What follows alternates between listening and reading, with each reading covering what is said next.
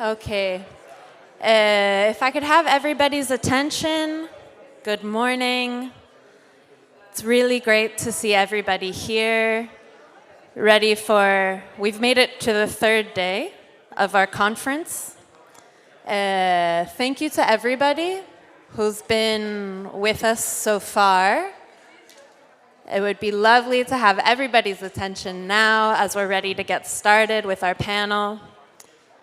Today is the third day of the Anti-Zionist Congress in Vienna, the first Jewish Anti-Zionist Congress. And today is actually, in some ways, the most important day of the Congress because this is the day dedicated to action and to activism and to addressing the question of what do we do next? And I want to start by thanking everybody for being here today. And I hope that everybody here can take a moment to actually thank yourself for being here. Because I'm sure I'm not the only person in this room who woke up this morning after a night of short sleep, stressing over the situation of the world and feeling pain and despair. And everyone in this room so far has decided to show up today anyway. So I just want to thank each and every one of you for being here. And we really look forward to getting started with the day. A few reminders about today. The first actually is, well, really just one reminder, which this being a day dedicated to activism and to sharing of experiences, to strategizing, sharing stories of what we've been up to in our different groups and our respective contexts. We ask that everybody please refrain from recording anything on today so that we can respect this as a more private and intimate space. So if anyone is recording, please refrain from doing so today. No recording today. Thank you. Because we would just like to keep this a space where people are able to talk about their real experiences and share from their real experiences. So that would be really appreciated. And what we have for the first session of the day, we have a panel consisting of representatives from different groups, collectives, political parties. The not recording was for the workshops, but now we are recording. No. Okay, pardon me. Actually, we can record this part, but we won't record the workshops later in the day.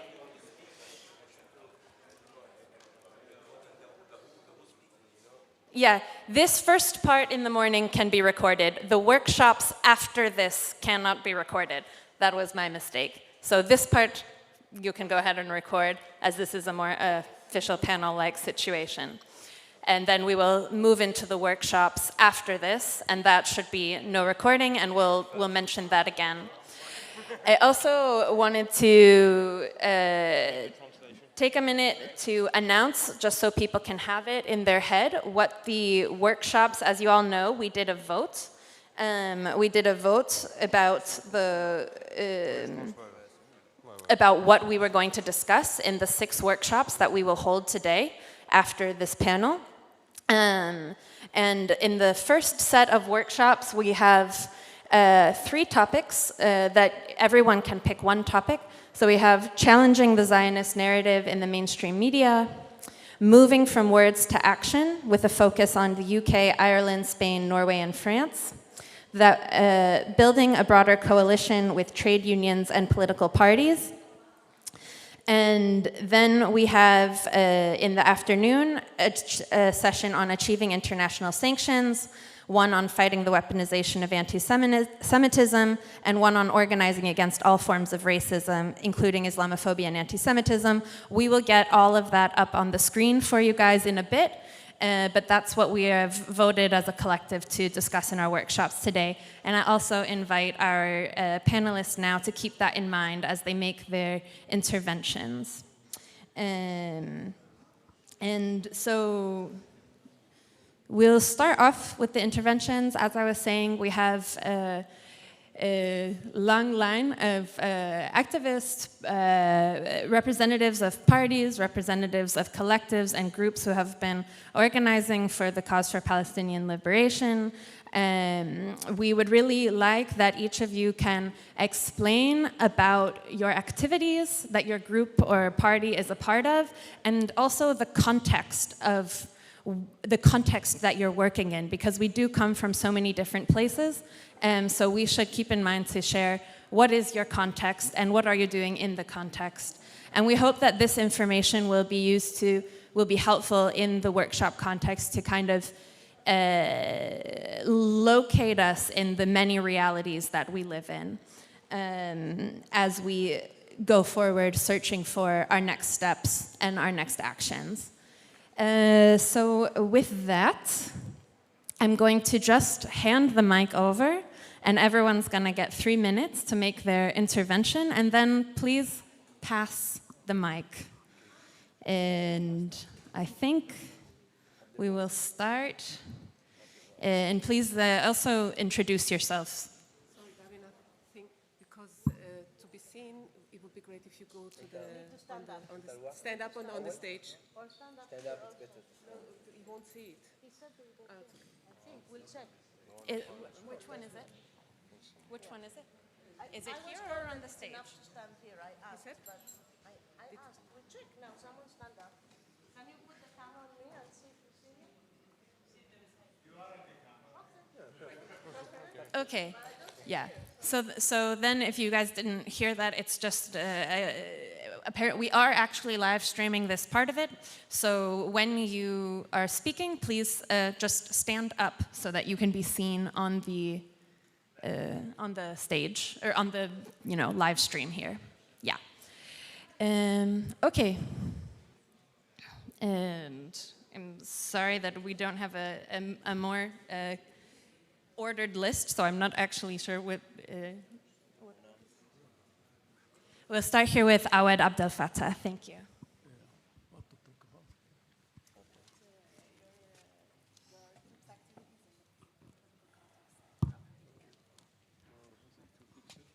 You need to stand up because otherwise they don't see you. Here. Fadal. Here to sit here in front of the people? Yes. Okay, good morning, everybody. I'm coordinator of the One Democratic State campaign. It is a campaign that was launched in 2018, calls for one state from the river to the sea. And it integrates previous work and initiatives that has also, that have been calling also for one state. The previous initiatives, in fact, could not take off, could not succeed. But in fact, we benefited from the massive literature that these initiatives produced. And also we benefited from their experience. So we thought that we can start or resume their work in a different way.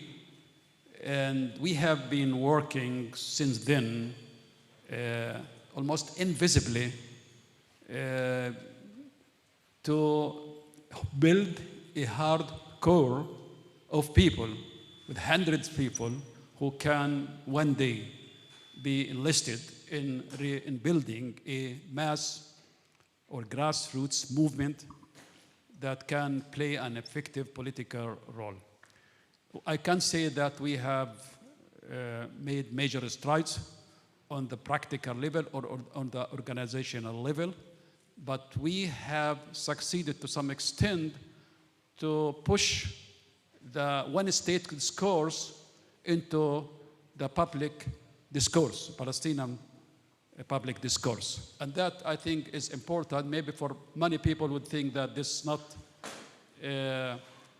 so important, but I would explain very shortly why it is important. I mean, to push the one-state discourse into the public discourse. Because since Oslo, the Palestinian movement dropped the anti-colonial discourse, the liberation discourse. And we had to regain this discourse and the liberation struggle, that our cause is not a conflict between two equal sides, but it is a colonial struggle. And that is very important for the consciousness. I mean, that this is why sometimes we call that to restore the consciousness of the Palestinians after the Palestinian Authority helped or played a very negative role in deforming the national consciousness and destroying the anti-colonial. 1 minute, okay. So it is a Palestinian-led movement. We have, of course, anti-colonial Jews. We are proud of them, they are with us. But the burden of working, in fact, it's on us, on our shoulders as Palestinians, because the Palestinians are fragmented. The Palestinian national movement has been disunited for many years. So this is our burden, I mean, at least to reunite the Palestinian people, to work into this direction, and also to try to restructure the PLO, to be involved in the initiative. Many initiatives have been taking place in Palestine in order to restructure the PLO, to reform the PLO, and to return this liberation vehicle, which was once a liberation vehicle, to its origin, and take it from the group of Ramallah, of the Oslo leadership, which is still continued to adhere to the two-state solution. We are looking forward to becoming a mass movement. It's not an easy job, especially in these days, but we believe that this is the only vision that can really bring justice, equality, and peace for the region, for the Palestinian people, for the Jews, for the world. Thank you. And I just wanted to also let everybody know that over on the left side there, if you can see Dalia, is doing an English to German translation. So if there's someone who needs an English to German translation, they could please go sit over there with Dalia, who will help with translating. Should I repeat that? Did someone say? Yeah, over there, translation from English to German. Dalia is going to help with that. So please go over for that. Okay. Okay, we'll just go to Jonathan. Yes.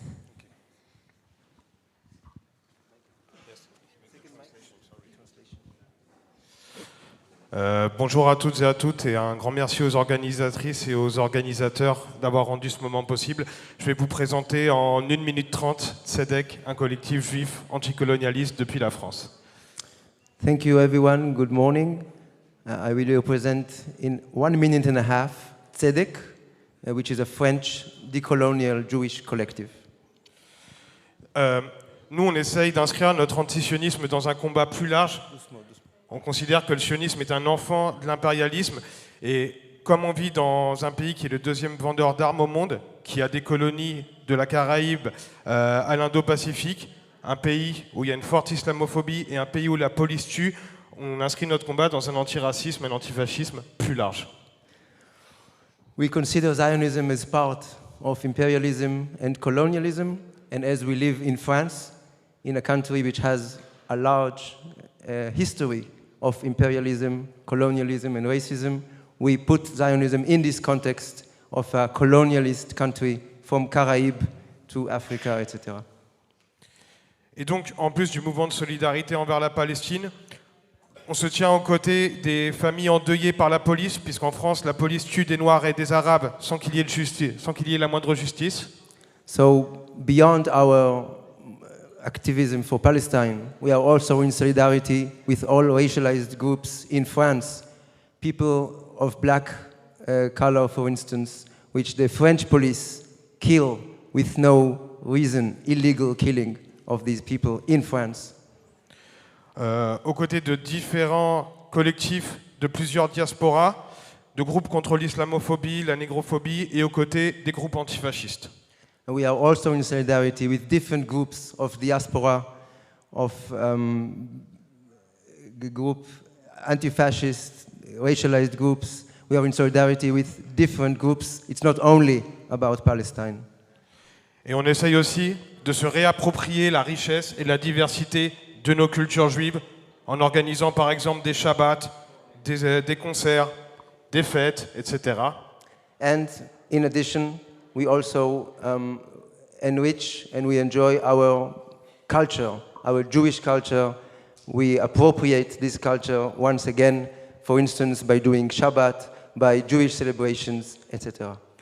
Par exemple, il y a un an, on a organisé un meeting avec une dizaine d'organisations juives contre le colonialisme. Récemment, un colloque sur les 80 ans d'Auschwitz pour parler du fait génocidaire et un festival anti-impérialiste avec des artistes de rap très connus. For example, 1 year ago, we organized an international Jewish meeting in Paris. For the Holocaust Remembrance Day, we organized 2 days Congress on genocide, the genocidal fact. And recently we organized an anti-colonial festival in Paris. Et pour finir, je peux vous citer quelques campagnes à laquelle on participe, en plus de BDS, évidemment. So to finish, just to cite certain campaigns we participate in addition to, obviously, BDS.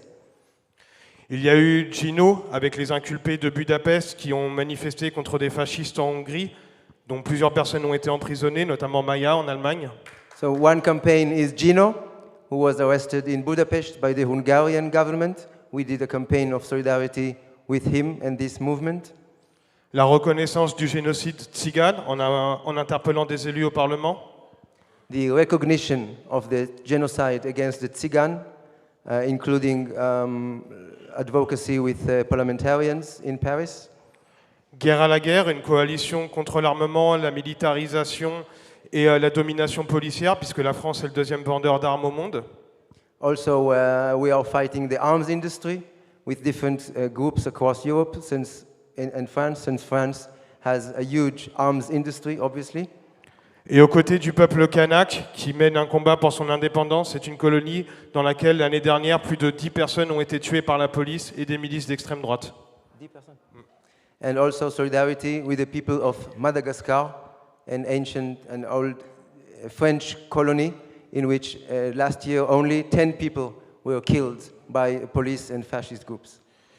Et pour finir, puisqu'on va parler des actions, etc., on essaye d'être présent à la fois dans la rue, à la fois au Parlement, et de construire une hégémonie qui va des milieux intellectuels jusqu'à bientôt de la vulgarisation sur TikTok. So we are trying to be present in the street level, grassroots, in the French Parliament, and also across social media, including Instagram and TikTok. We are all over the place. Et je vais respecter le temps, donc je ne vais pas pouvoir vous expliquer tout ce qu'on fait, mais je m'arrête ici. Voilà. No more time. Thank you very much. Merci beaucoup.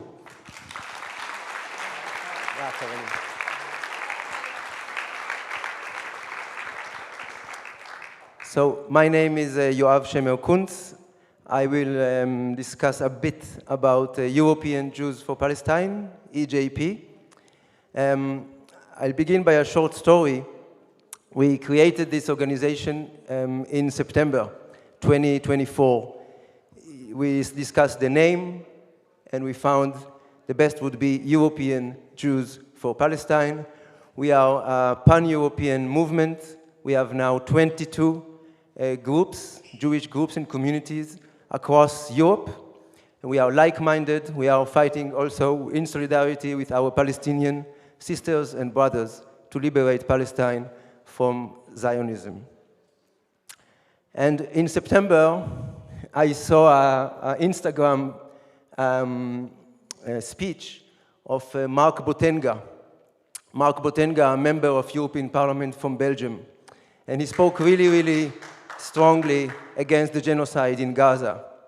So I wrote him an email presenting our group, European Jews for Palestine, and proposing to him that we launch publicly our new organization in the European Parliament in Brussels.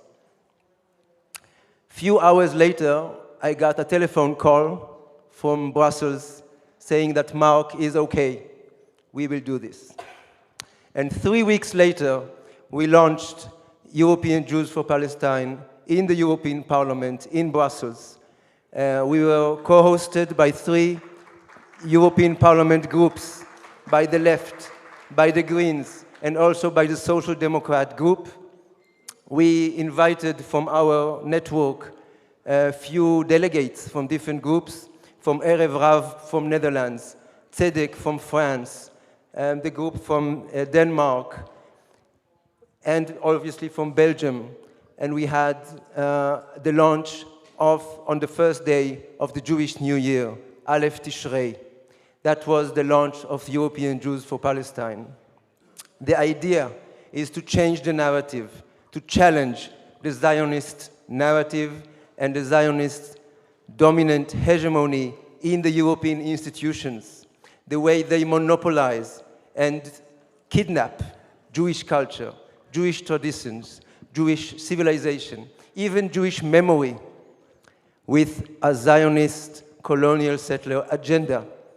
We are there to break this monopoly, and I can tell you from this anecdote with the launch, our voice is needed, our voice is required. People wait for this voice to be heard also at the European level.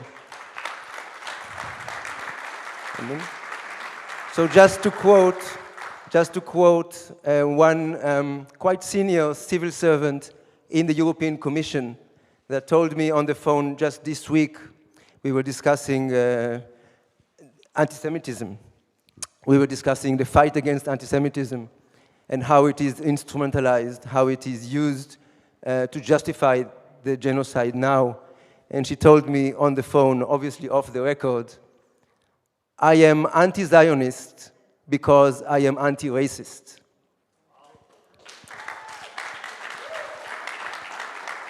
What they need is us to protect them from the smear campaign, because they are all afraid to talk, they are all afraid to speak out. But many of them at the European level are with us, and they see the genocide, they see the manipulation, they see the lies of the Israeli regime.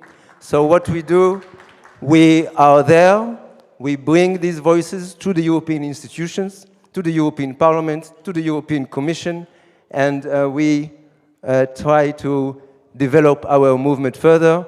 You're invited to come to our stand later on and see what we're doing. Thank you.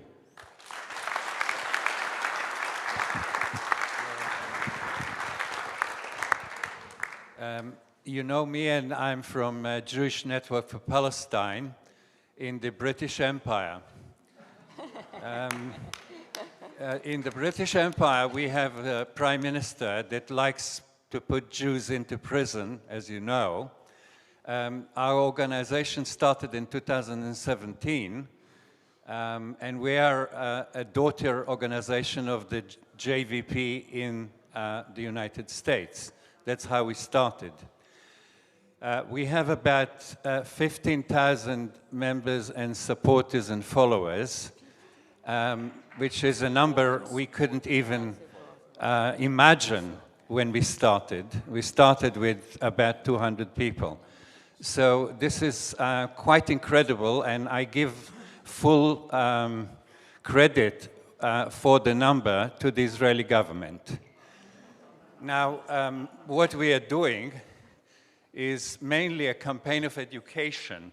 More than any other group in Britain, we have run about 30 webinars since the 7th of October on every topic you can imagine, with the best voices that we can get in Britain and Europe.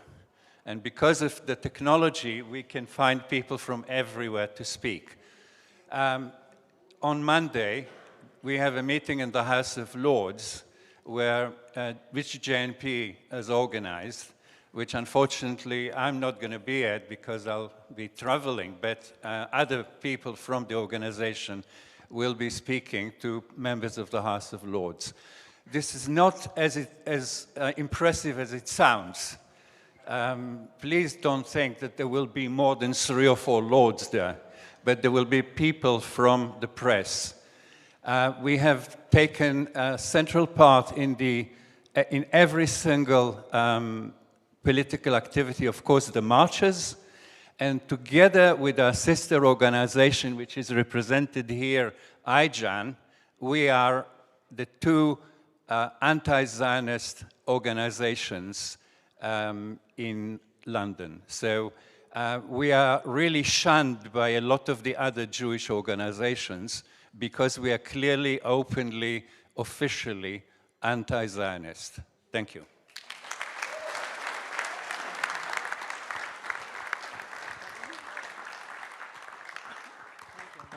Good morning. You hear me? Yeah. So I'm Iris Refetz from Jewish Voice for Just Peace in the Middle East.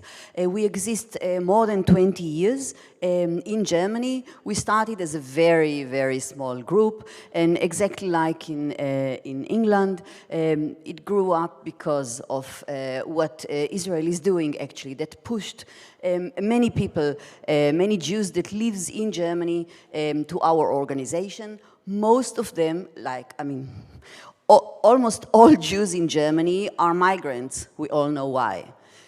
And most of our members are migrants from the USA, from UK, from Israel. We have hardly German Jews, also because there are hardly German Jews at all, but we have also Jews that came to Germany in the 90s from a former Soviet Union. And our task was originally to be in solidarity with the Palestinians, which we are still doing, of course. And to that now there is another role that we are taking, and this is saying not in our name when it has to do with Israel, we are saying also, and this is the German pathology part, not in our name Germany, because Germany claims to speak for the Jews, which they see as a monolithic group, and our organization is in a wannabe empire. So the way of Germany to come back again to the civilized nations, as the West calls itself, was through rehabilitation of its past. And it was done by institutionalizing the memory culture and swallowing the Jews, speaking in their name. So the Jews that are able to speak in Germany, sometimes they are not Jewish at all. Every year we have another scandal of someone that pretends to be a Jew. In Germany, once, if you were a Jew, you were exterminated. Today, it is something very precious. So people are converting to Judaism or just converting to Zionism, becoming Jews like that, or just fake their biographies, and they get really high post. I mean, we're talking about now the last scandal. It's the chief editor of the Jewish general newspaper, which is financed by the German government. Yeah? So we are the Jews who are speaking independently, and therefore we are being politically persecuted.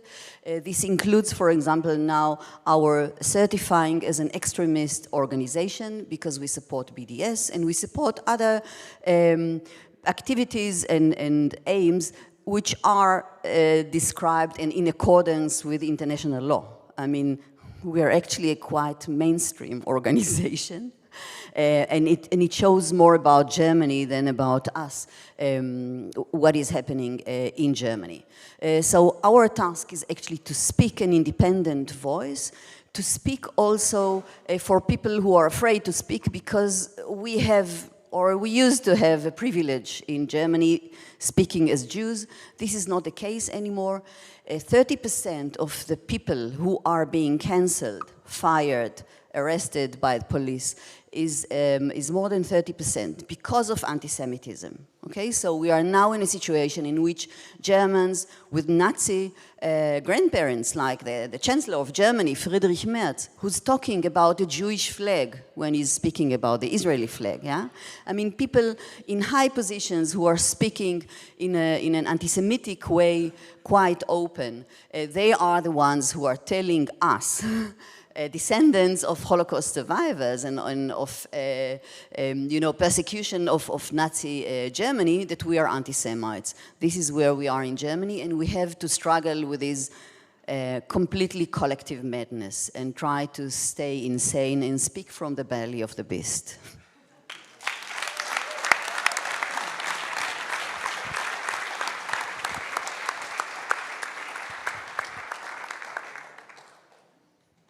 Hi, I am speaking on behalf of another French anti-Zionist organization, UJFP, Union Juive Française pour la Paix. UJFP was founded in 1994, and we are a Jewish anti-Zionist French organization. This means that we struggle against imperialism, neoliberalism, fascism, and of course Zionism, which is part of these, of course. Our fights are political anti-racism, namely fighting against all forms of racism, and thus also our fight relates to fighting against fascism. And this is very important today in France. The main items I would like to share with you is what we have done since October 23 as regards actions. Because I think today the main point will be to decide about actions to be done. One of our actions is our pedagogical tools against racism, Zionism, and the ongoing genocide. We have published 4 books in this regard. Against racism, it's a Jewish approach against racism. How have we become anti-Zionist? 22 witnesses.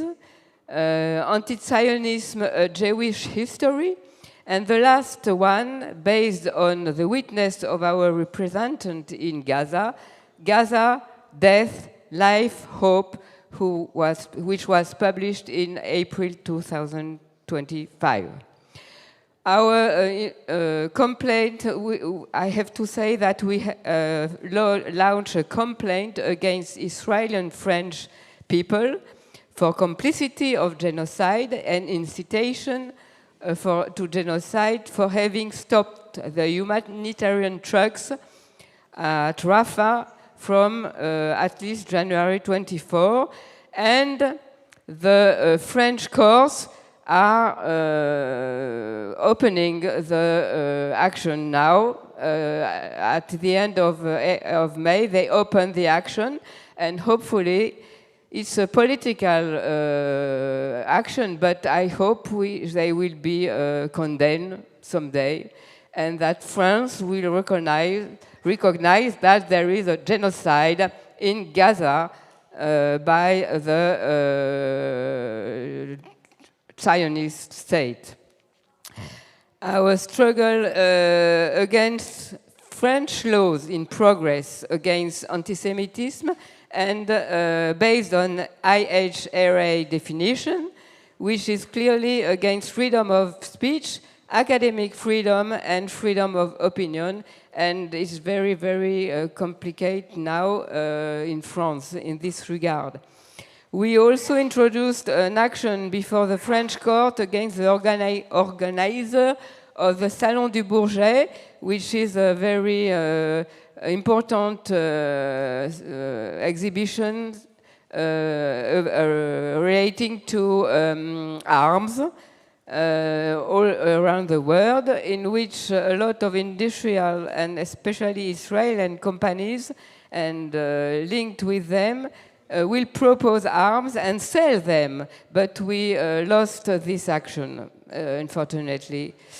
We have challenged Macron through 6 personalities, namely, I don't know if you know them, Étienne Balibar, Sophie Bessis, Ronnie Broman, Mona Chollet, Edgar Morin.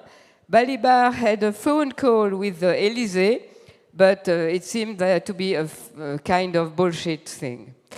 We are acting in Gaza according to the need asked by our representative in Gaza since 2006, and we okay, I am almost finished. To continue to go around to make conferences, we animate debates, and we present our books in bookstores to have more people which are not activists to be aware of what is going on. We also fight against the repression in France, which is very important, by participating in action.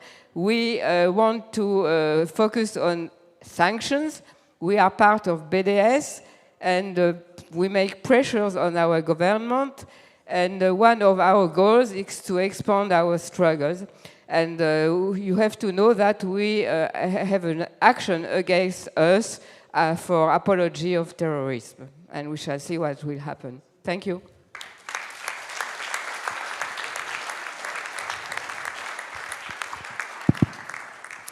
Good morning, my name is Wieland Hoben, and although my main function is in the same German organization, Jüdische Stimme, as Iris, I've been asked to say a bit more also about global Jews for Palestine, which have already been mentioned on Friday evening by our British representative, Mike Cushman, but I'd like to say maybe a bit more about some of the details of the network, because this is something that's growing and that I see as offering great possibilities for the Palestinian cause, but also for the expansion of a Judaism that has been liberated from Zionism. And we have member groups all over the world. I think, well, 15, I think it may be more than 15 countries by now. And you know, we have North, Central, and South America. We have Australia and New Zealand. We have all of Western Europe, and now also with Latvia, the first Eastern European country. And our groups also are of all sizes. You know, they might range from a 10-person group to the enormous JVP in the USA. And what's a very important function of having such a network where all of these groups are together and all of them are exchanging their experience and knowledge is that these differences of size become far less important, because maybe the representative from the 10-person group is particularly involved in writing the statements produced by the network as a whole.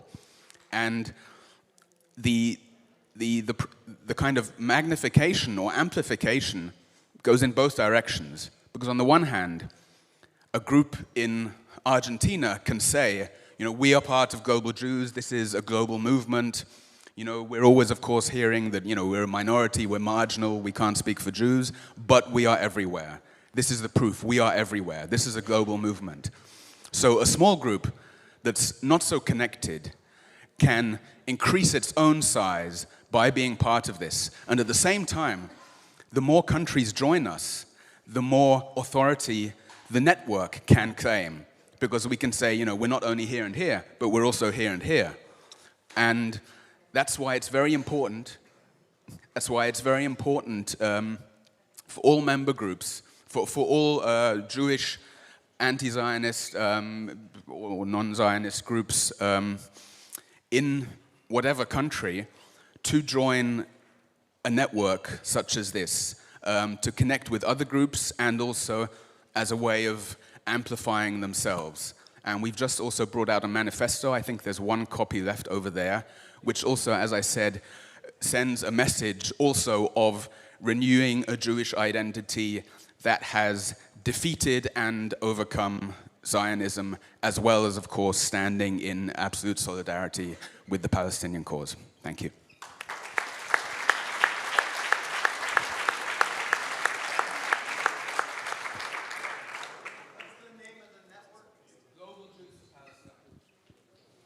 Hi, I'm Naama Farjoun.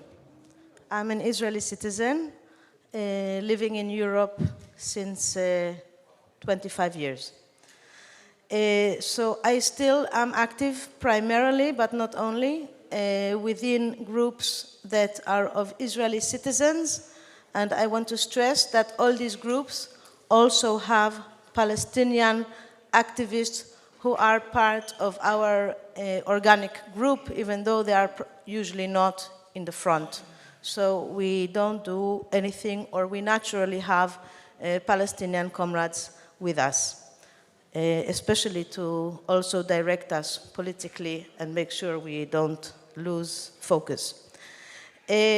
So I've been out since 2001, except for 2 years in 2018, which helped me reconnect a little bit to the activism, local activism at the moment. Also, as part of Boycott from Within, we support the BDS movements as a group of Israeli activists who supported the boycott movement since its establishment in different ways, mainly supporting their actions and also initiating actions.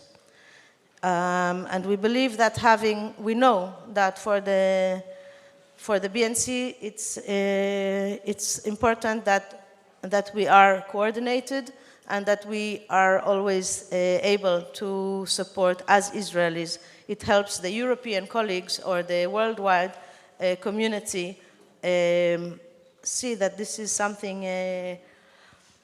that there are also Israelis. It makes it a little bit easier. But now it's no longer necessary. I think 20 years later, the BDS already have their position. So also what we do in Boycott from Within is educating Israeli activists about normalization, trying to get more awareness about the nature of activities and the nature of co-resistance as opposed to false or manipulated coexistence actions. 1 minute, okay, I'm talking slowly. So we also did in a different group in November 2023, very soon after the beginning of the genocide, we called for international pressure. So it's Israelis who are calling for international pressure. We organized groups across Europe based on the signatories. These groups also join local groups, Jewish groups, and independent actions. In Spain, we wrote a presented letter to the Prime Minister. We are supporting the BDS, general BDS call for embargo and sanctions. Yesterday, Roshan mentioned that in 2001, the EU decided to use apartheid, referring to Palestine. In 2000, in December 2000, my last demonstration in Tel Aviv, I was with a big sign saying, "Down with apartheid." But it's an anecdote, but it reached, what I'm saying is that it took time to reach the general public, and this is persistent action, which is focused, that is correct, that is true, eventually takes time, but it goes in. This photo was in all the press, international and Arab press, and I think we need to find a way to get there and to say the things in a way that later can spread.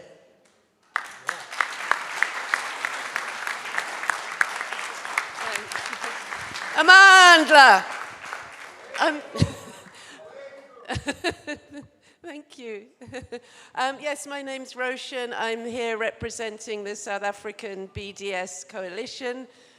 We formed in around 2020-21 to try to bring together all the different Palestine solidarity groups that there were then around the country, so in different towns, different university campuses, including from the very beginning the South African Jews for a Free Palestine, who play a really vital role within the coalition. Of course, as everyone said, SAJFP has grown in members since the start of the genocide, and the coalition also, we've now got healthcare workers for Palestine that have become involved, more groups in different towns and cities. There's an African Artists Against Apartheid group.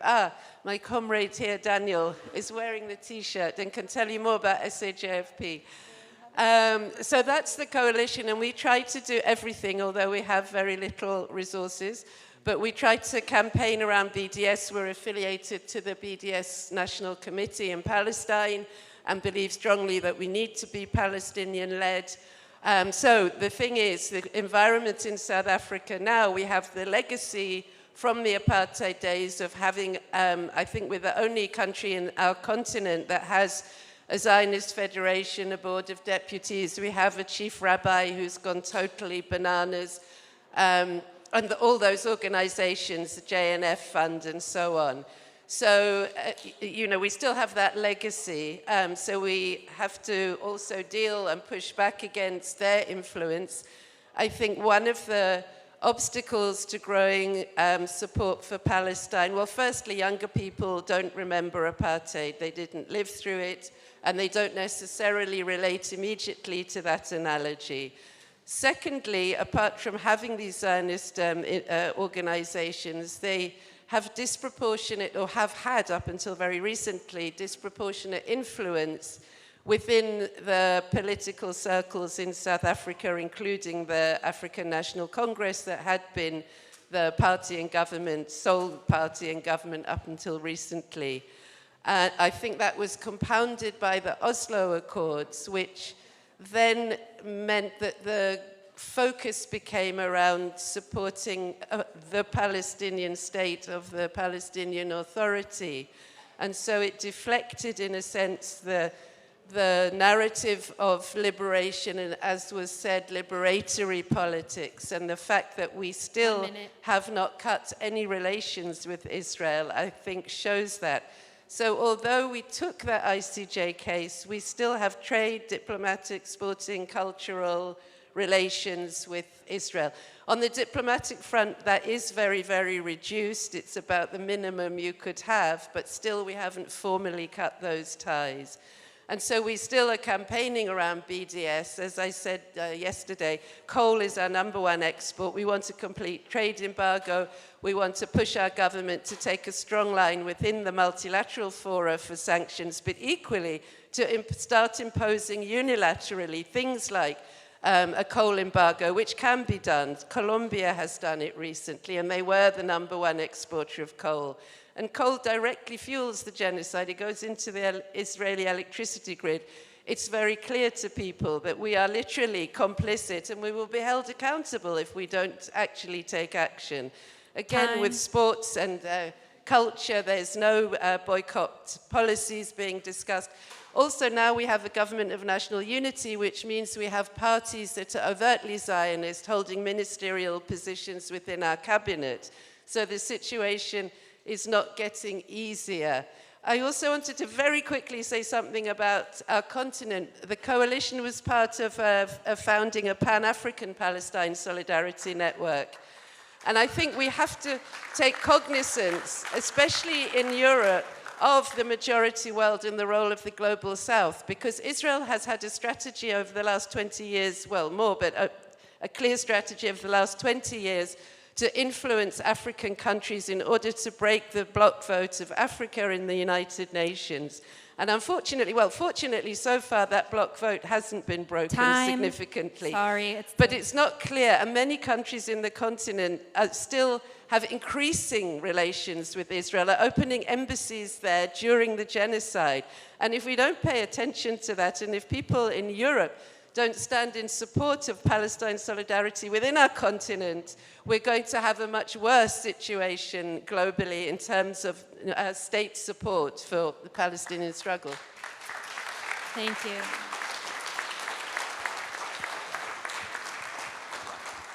Just a reminder, everyone, these are meant to be 3-minute interventions. It is also important what everyone is saying, but I'm just reminding everyone we're already a bit behind time. Thanks. Okay, guten Morgen, good morning, everyone. My name is Laurent Cohen Medina. I come from Barcelona, where yesterday there was a 25,000 person demo.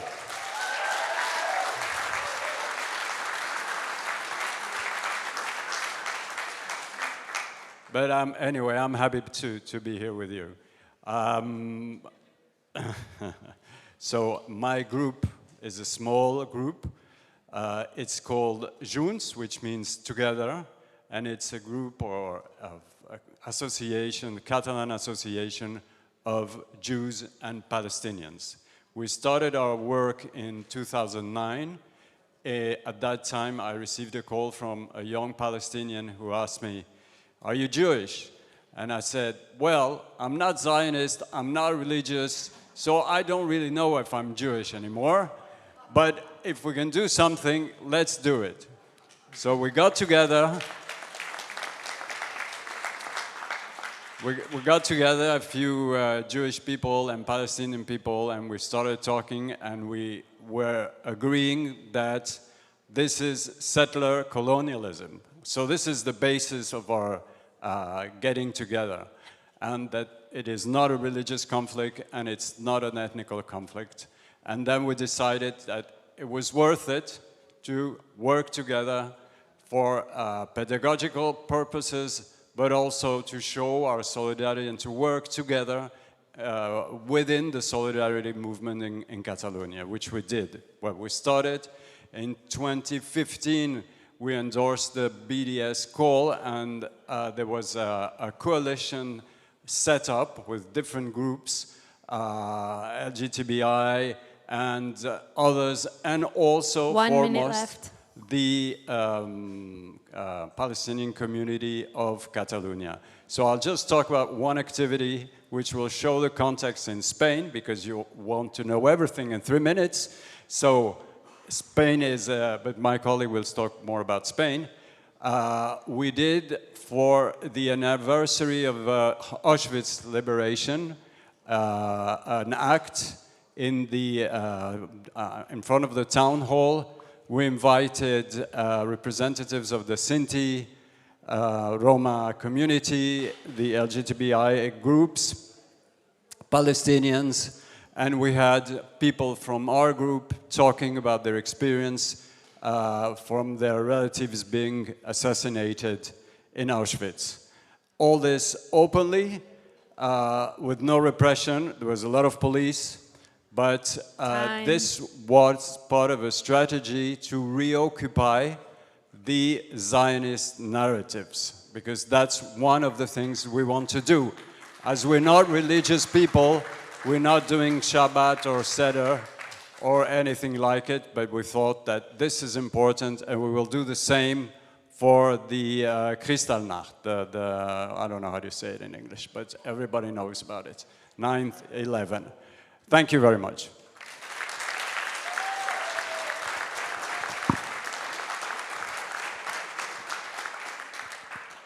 Can we have the slides, please?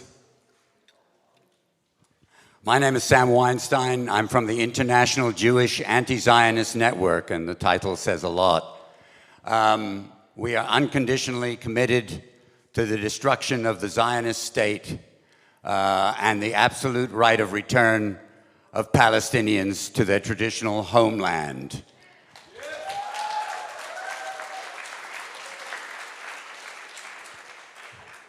And I want to say our context is that yesterday, millions of people came out in the United States in more than 2,000 demonstrations against Trump, against the fascist, racist, anti-Semitic, Zionist Trump.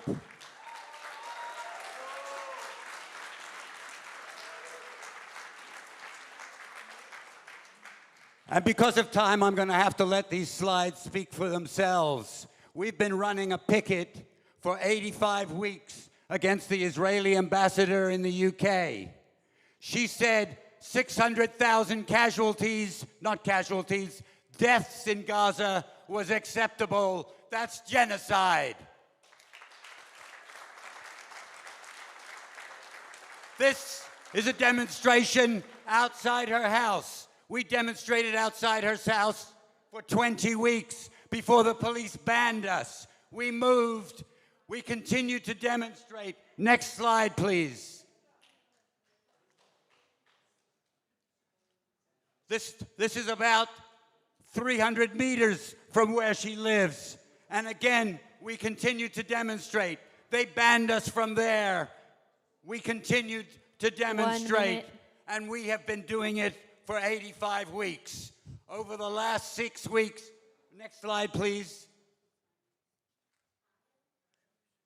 Over the last 6 weeks, we have been outside the UK Parliament saying, "Stop starving Gaza, let the lorries in."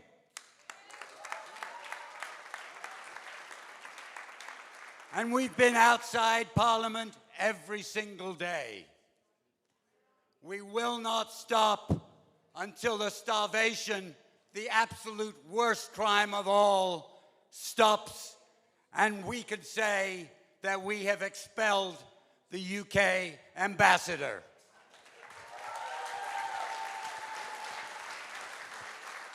And I want to say this, we have very limited time. Next slide, please. This is us on one of those big marches. We have very limited time, but let me say this. I was a draft dodger from the Vietnam War because I was born in 1948. And I fought against the Vietnam War in several countries. But this movement for the freedom of Palestine is bigger than that movement. The Vietnamese won, and we are unstoppable. Woo!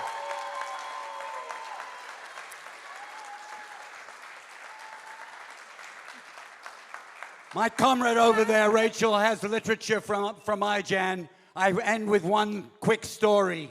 Time is up. Yeah, one very quick story. On the first demonstration after October 7th, a woman came up to me and said, "Why are you standing against your people?" Because I was holding the IJAN banner, the International Jewish Anti-Zionist banner. And I said, "I'm not against my people. Those people in Jerusalem are not my people. My people are the Palestinians. In our thousands, in our millions, we are all Palestinians."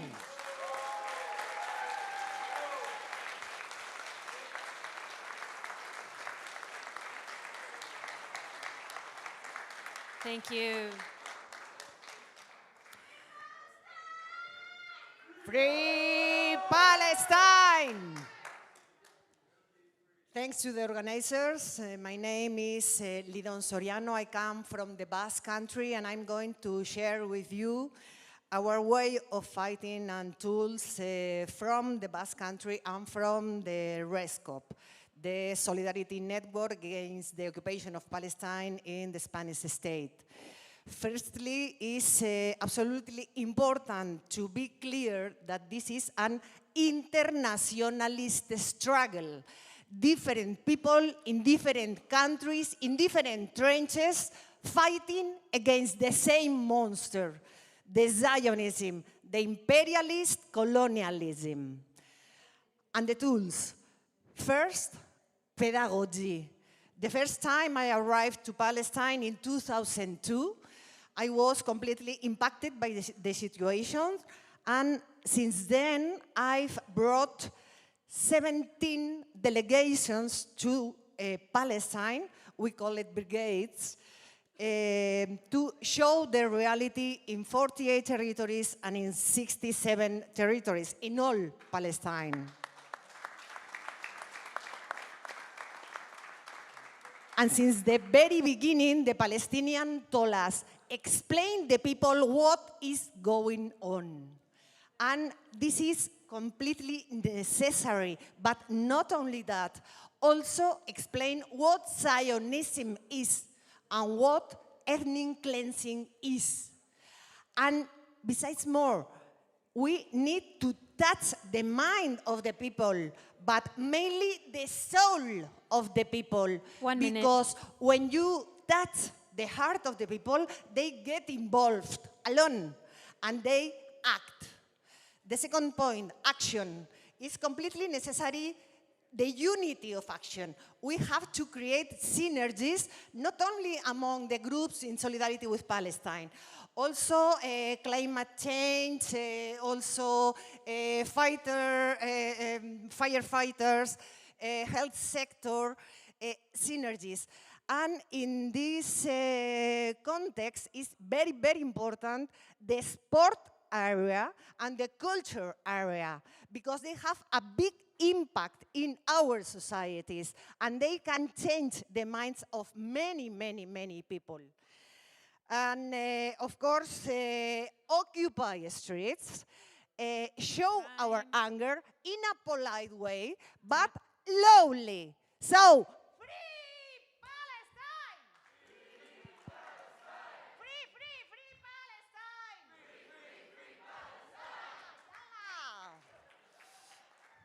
and third, to talk to politicians. It's completely necessary to talk to politicians because this is a political problem and only have a political solution. Of course, our politicians don't want to do anything, but we have to insist, we have to convince them, we have to join them. And if we insist, finally, we are going to achieve it. I'm going to tell you only 2 examples. In Spain, we get the change of a law and introduce to an embargo law for arms embargo to the states who commit genocide. I mean, Israel. It was approved last month. And in Navarra, the place where I live, they is going to review all the contracts with Israeli companies. In fact, this month, they has forbidden to Israeli team to participate in a European softball championship that is going to be in Navarra. And finish, yesterday, the video, Hans, please. The video. Yesterday, sound. Free Palestine.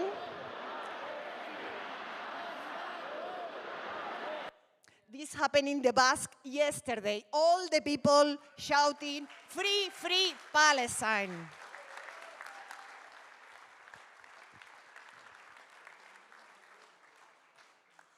Hello, my name is Peter Eisenstein. Many of you heard me yesterday, so I will not repeat myself, or I'll try not to repeat myself.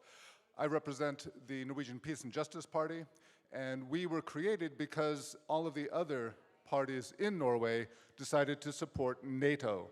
And as many of you know, but nobody in Norway knows, NATO supports Israel. NATO is part of this, or Israel is part of this NATO-Mediterranean dialogue.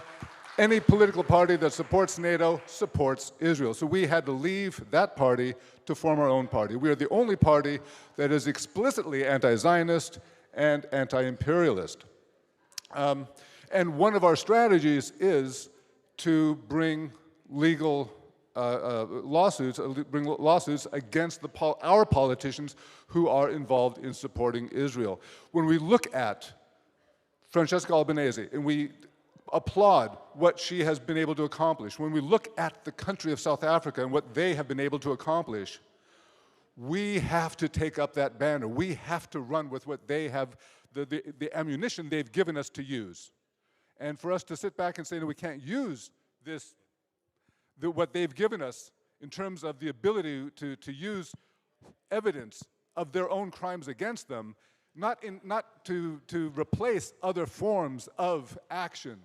This is in addition to. It's only now that we've been given the ability to use this type of evidence in course, and not aiming at Trump, not aiming at Netanyahu, because you don't strike the empire in the heart. They're too protected. We have to chip away at the sides, chip away at the foundation of the support so that, as I mentioned yesterday, the powerful without the powerless are powerless. We have to remove our complicity in order for the powers not to have any power at all. Thank you.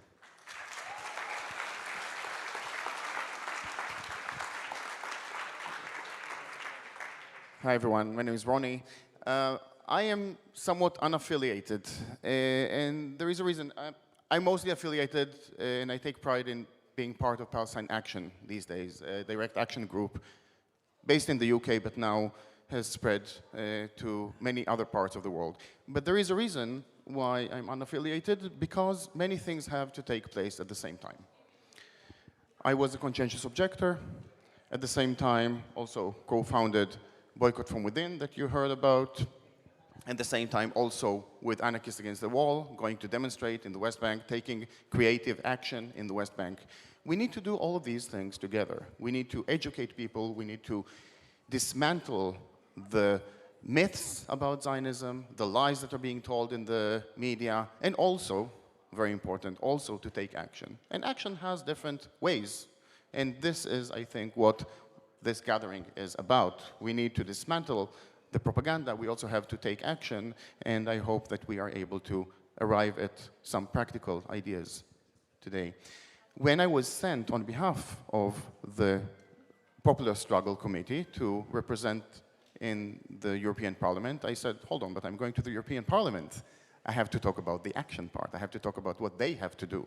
So I said, okay, I will talk about BDS. I will talk about the association agreement, the EU-Israel Association Agreement.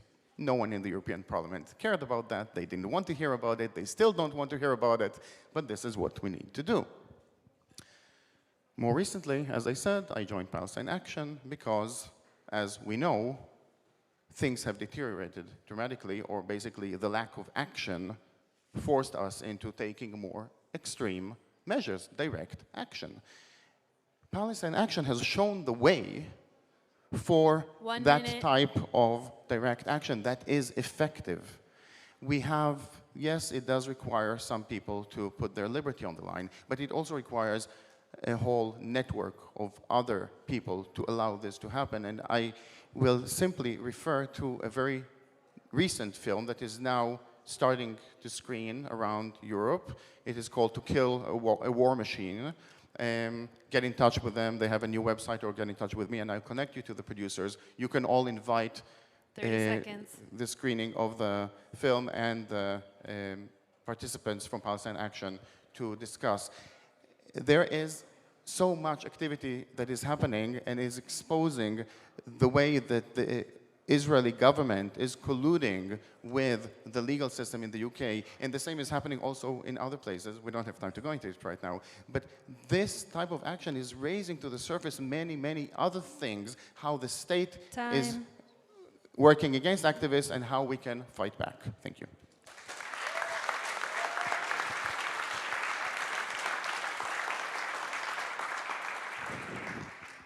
So, hi, my name is Christian. I'm from Munich. I'm here for DM25, which is Democracy in Europe Movement 2025. I'm also a member of Mera25 Bavaria, which is part of Mera25 Germany. So that's the party of DM25. Well, I need to say that DM25 is a pan-European movement. So. But as we have also some members in Canada, I guess it's not really pan-European now.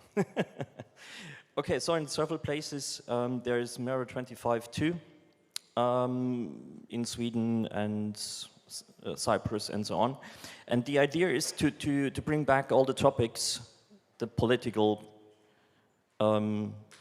topics which were removed from the other political actors, because they're just too inconvenient for them. So, and also to reach the masses of the people in Germany and every other places. The idea is for the movement, and also the parties, to go right for the root cause of genocide. Because there is a genocide, of course, in Palestine, also in Congo and other places, and maybe some more places in the future. So the root cause for this is capitalism. So the idea is to get rid of capitalism, because it also breeds fascism. And to do that, we need to enter the people's minds, because there are actually... They have the wrong, there are victims to the wrong narratives, also Zionist lies narratives. 1 minute. Yeah. and therefore we want to bring back the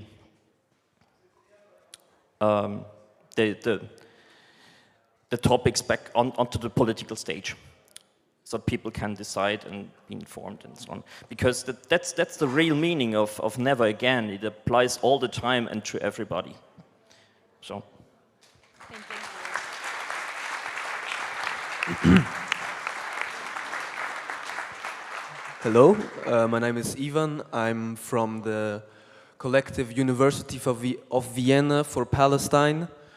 We focus, so we're organizing students at our university here in Vienna.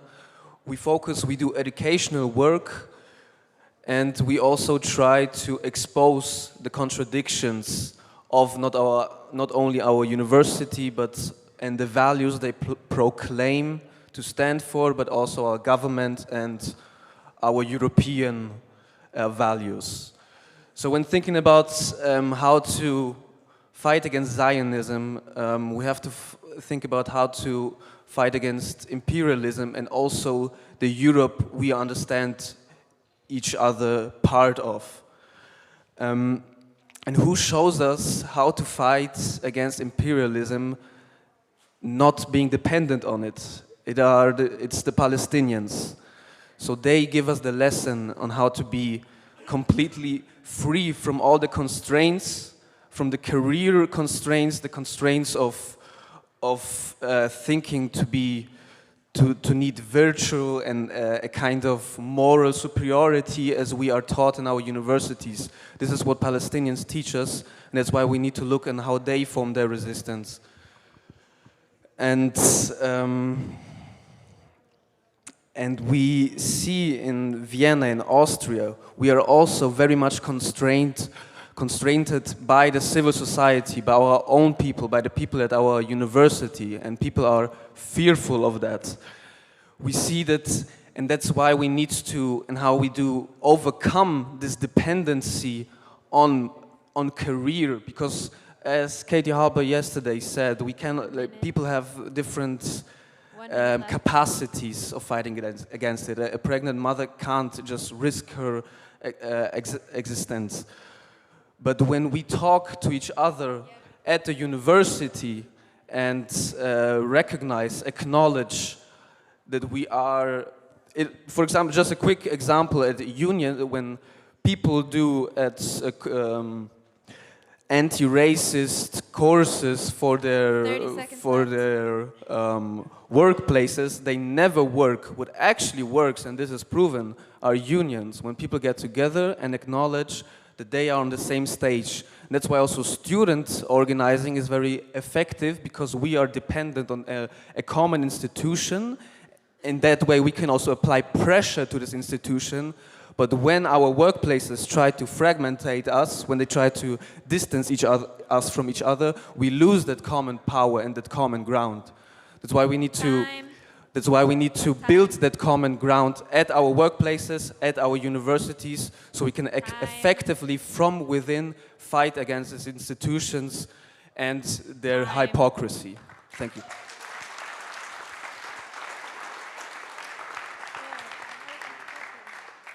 Ja, mein Name ist Florian Keller, ich bin von der Revolutionären Kommunistischen Partei und der Revolutionären Kommunistischen Internationale.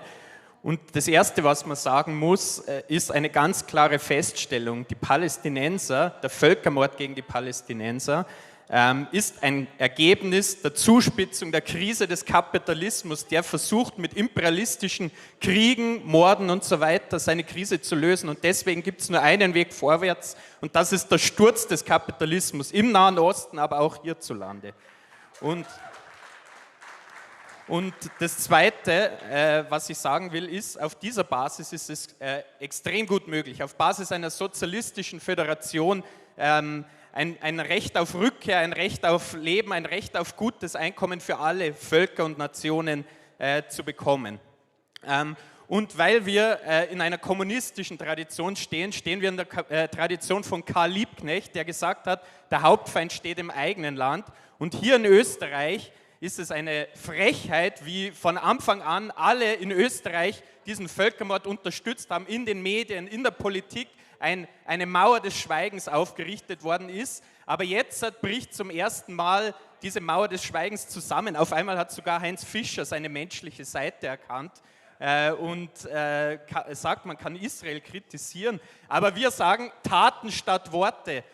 Und der Schlüssel zur Befreiung der Palästinenser, denen zu helfen, hier in Österreich liegt in der Massenaktion der Arbeiterklasse. Wir sehen, dass 80% der Menschen in Deutschland die israelische Kriegsführung ablehnen, und in Österreich trauen sie sich keine Umfragen zu machen, aber ich bin mir sicher, das ist das Gleiche. Und jetzt ist die Zeit gekommen, um diese Ablehnung tatsächlich auf die Straße zu bringen. Wir müssen Massenaktionen organisieren. Und auf dieser Basis können so inspirierende Beispiele, wie zum Beispiel von den Dockarbeitern in Frankreich, in Schweden und so weiter, die Waffenlieferungen blockiert haben, eine Basis auch in Österreich bekommen. Wir müssen diese Mauer des Schweigens durchbrechen.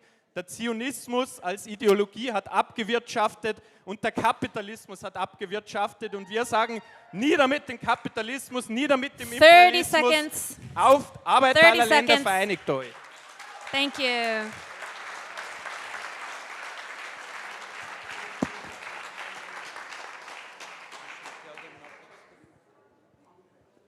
Go ahead.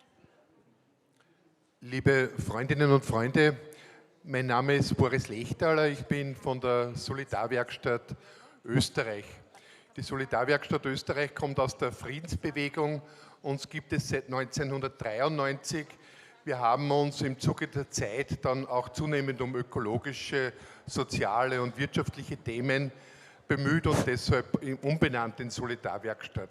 The Solidarity Werkstatt, I missed half of your introduction, but please go on. I will try to do the English translation. Ich wollte eigentlich am Beginn 2 allgemeine Anmerkungen machen und dann 2 Dinge zu unserer konkreten Arbeit. Angesichts der Kürze der Zeit beschränke ich mich auf unsere konkrete Arbeit. 2 Dinge. Wir haben eine Kampagne gegen Rüstungsgeschäfte mit Israel. We have a campaign against weapon business with Israel. Österreich kauft im Zuge von Sky Shield, von Elbit Panzerabwehrkanonen. Austria buys weaponry from Elbit and other companies working with Israel. Wir haben dagegen Anzeige bei der Staatsanwaltschaft erstattet. Diese Anzeige wurde aber abgewiesen. We have tried to go against that jurisdically, but it has been rejected. Thank you. Und nun haben wir eine Petition an die Regierung und das Parlament laufen And we zu now diesen have Themen. a petition running for the government to put pressure on the government. Eine zweite Sache, ich erinnere mich, am 23. Oktober 2023 war die erste große Demonstration Palästina-Solidarität in Linz. 2023, the first large demonstration in Linz. Und am Morgen habe ich schon gehört, wie im Radio Regierungsvertreter davor gewarnt haben, den Spruch "From the river to the sea, Palestine will be free" zu rufen. And I heard on radio that people were, the government said, tried to prevent people from saying "From the river to the sea, Palestine will be free." Bei der Demonstration konnte ich dann beobachten, wie Polizistinnen junge Menschen festgenommen haben, die auf Kartons diesen Spruch aufgeschrieben hatten. During the demonstration, I could observe how police would arrest people using that same saying on cardboard pieces. Ein Freund von mir ist dann zur Polizei gegangen und hat gesagt, "From the river to the sea, all people will be free." Ist dieser Spruch auch verboten? And the same saying was also forbidden by the police. Die Polizei hat dann auf ihren iPhone geschaut und hat gesagt, nein, dieser Spruch ist nicht verboten. Ich höre auf, das hat keinen Sinn. Dankeschön. Danke sehr.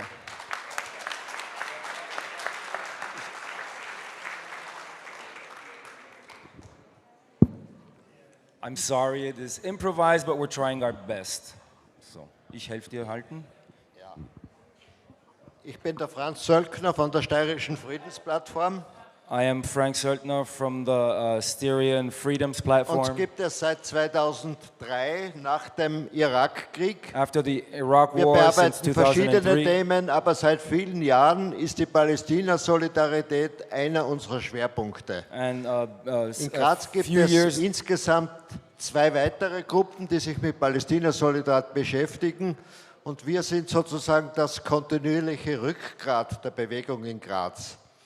Ich möchte aber jetzt sprechen über eine strategische Schwäche, die wir in Österreich haben. Dass dieser Kongress in Englisch abgeführt wird, ist völlig klar, ist ein internationaler Kongress. Aber unsere strategische Schwäche ist, dass wir zu wenig an die Breite der Bevölkerung in Österreich herankommen. Und diese fremdelt oft mit städtischen, intellektuellen Methoden der Agitation. ist auch nicht auf Du und Du mit der englischen Sprache. Und deshalb denke ich, es ist gestern mehrfach gesagt worden, Israel kann das nur machen, weil es schandhafte und unmoralische Komplizen hat.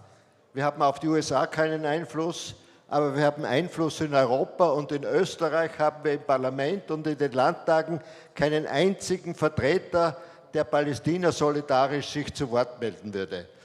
Das geopolitische Konflikte sind eine Frage von Druck und Gegendruck. Und was wir hier tun können, ist, einen Druck auf die österreichische Regierung aufzubauen, damit sie von dieser Komplizenschaft weggeht und einen politischen Preis zahlt, wenn sie weiter betreibt. Und in Und in diesem Sinn müssen wir hinaus, auch in die Landregionen, in die größeren Städte. Wir müssen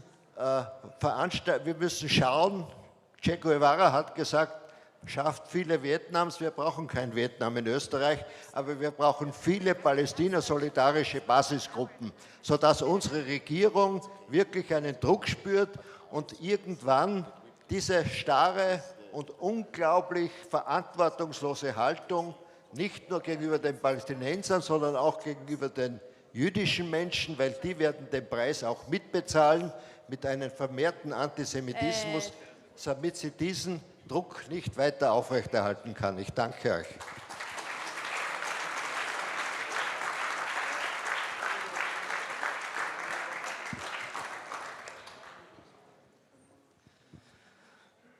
Hi, so I am a trade unionist from the CGT Union and also an active member of La France Insoumise in France. Although I do not speak here on behalf of these organizations, I would like to mention that I had the opportunity several times to speak on the stage during the large demonstrations in London, together with the French MP Jérôme Le Gave from La France Insoumise. Not only because La France Insoumise in France has 71 MPs in the French Assembly, and is the only organization, mass organization, that participate and organize for the past 20 months the demonstrations and marches and every initiative against the genocide of the Palestinian people. And that is also the reason why in France there is a relentless and unimaginable campaign to target LFI as anti-Semitic. You cannot switch on the TV without saying somebody speaking or a banner saying that LFI is anti-Semitic. Not once in a while, but every day, every hour, almost every minute for the past 20 months. About a year ago, Macron decided to call for snap elections after he was defeated at the European elections. He called these snap elections with the aim of reducing tremendously the number of MPs from La France Insoumise in the National Assembly, and he failed. La France Insoumise not only maintained the number of MPs they have inside the parliament, but for instance, in the constituency of Jérôme, which is the poorest constituency of the country, in certain polling stations, he got more than 90% of the votes of the people. To conclude, I would just like to mention that we have initiated very recently a call against the war and against the genocide of the Palestinian people. And in light of what is happening today with the war between Iran and Israel, I would like just to mention that this call has been launched together with a large number of MPs from La France Insoumise in France, but also MPs in UK, including Jeremy Corbyn, Zara Sultana, with MPs from Belgium, like Marc Botenga, with Podemos in Spain, and many people in more than 20 countries now in Europe. If you want to get more information on this initiative that will yield and result in an international conference in October in Paris, please come to see me and I will give you the information. Thank you. Time.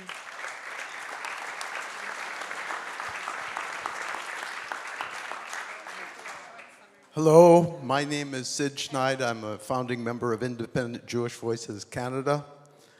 We've played a leading role in the struggle against the IHRA definition of anti-Semitism across the country. We have a website on it if you want detailed research and to refute it. We played a major role in the legal campaign that successfully ended the charitable tax status of the Jewish National Fund in Canada.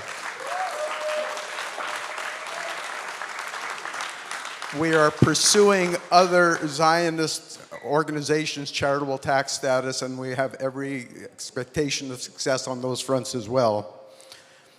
We're promoting an intersectional approach to combating real anti-Semitism that is resonating where we're doing it, and I cannot commend this too strongly.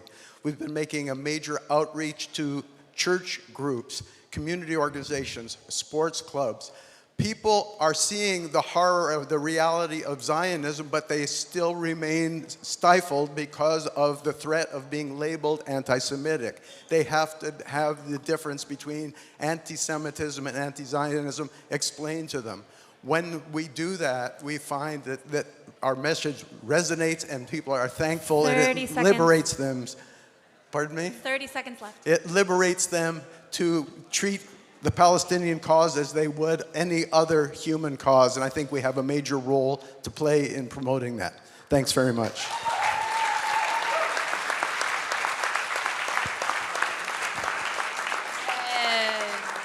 Sorry, I think that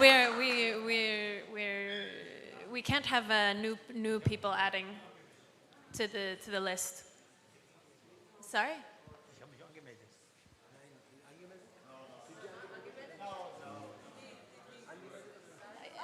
Were you registered? Sorry, we have workshops. We can talk in the workshops. Please, it's... Huh? Yeah. Just if you were registered, it's one thing, but if we were not... Wo ist denn die Kollegin? Can't understand. No, he said he's registered. He did. What does it mean registered? To speak in the thing. Ich weiß es nicht, ich war doch bei Ihnen. Sorry. This is not registered. Ja, lass mich Ich will ja nicht oben weiter.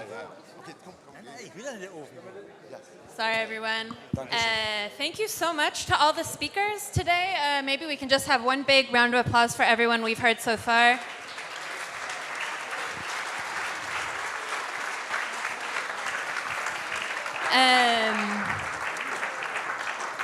Unfortunately, everything had to be really short because we started a bit late, but luckily we have 2 full sessions of workshops coming up.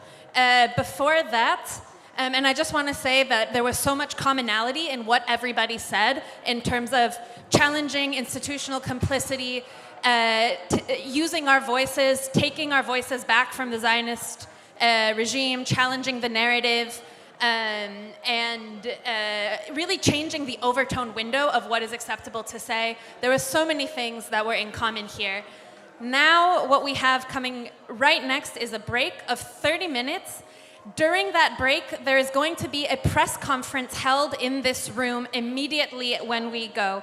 So if everybody can please take your coffee in the back room or outside and return in 30 minutes, which will be at, 12:05, return here, and until then, please clear the room for the press conference. If you're part of the press conference, you know who you are.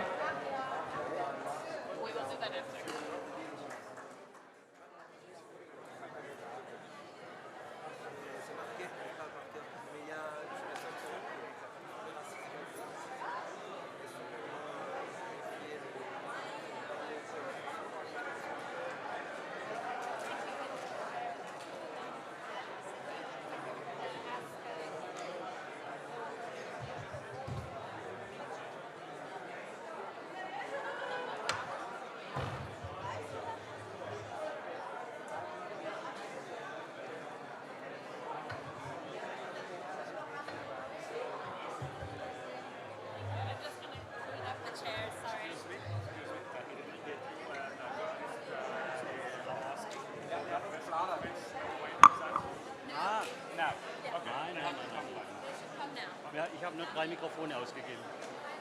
Alle da. Sie hat 1 und 2 sind hier.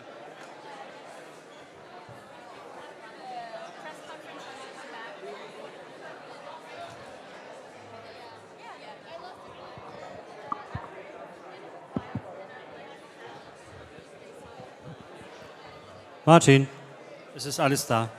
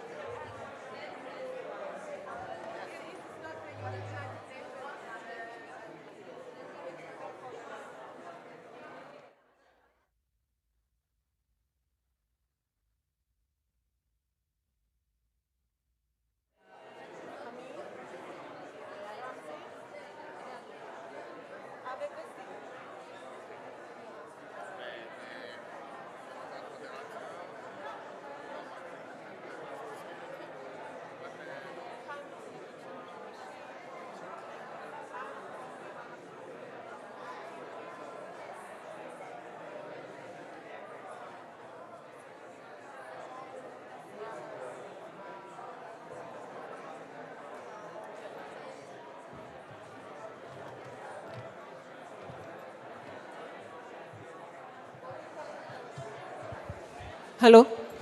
Please, everyone who is participating at the press conference, please come up here. Haim, Camille, Stephen.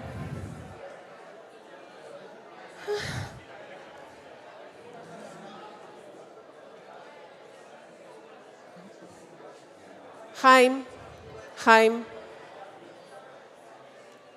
Camille, Ramzi. Please come up here so we can hold the press conference.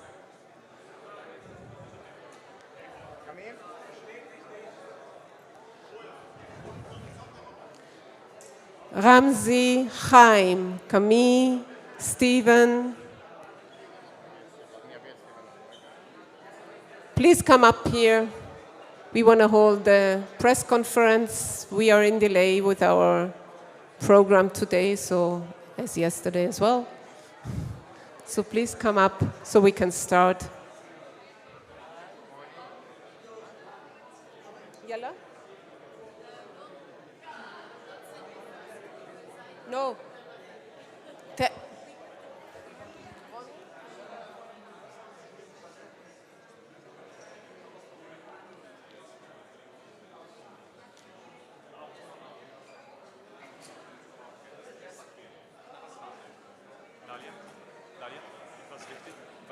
Von Algarde TV will jetzt online on air Was ist die Outcomes schnell? Kannst du sagen schnell, was ist die Outcomes, weil jetzt soll es sagen. Wir machen weiter. Machen weiter und Wir machen weiter. Wir werden unterscheiden zwischen Zionismus und ja, ja. Unser braucht auch ein Podium, damit wir die Mikros draufstellen können, wegen einem Ton. Kann man nicht das Podium verwenden? Ja, sicher, für die Mikros, nein, zum sicher. Mikros hinstellen, Ja. wegen einem Ton, sonst ist der Ton Ja, zu schlecht. gerne, gerne. Bitte. Ja, kannst du ja machen. I told Irina that we can put the video before the press conference. Yes, let's do that. I need, yeah. Thank you. Camille, it's up here. Stephen, it would be up here. Can you? Thank you. Nein, wir brauchen keine Tische.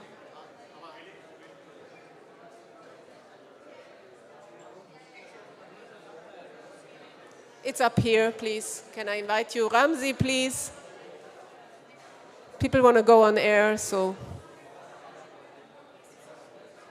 wherever you like, just have a seat. Ronnie, have a seat.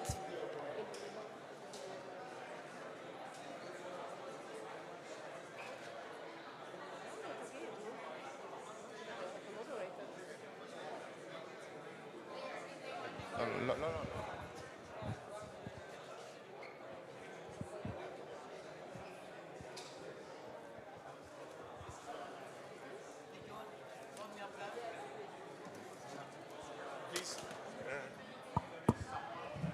Now he is on air. But the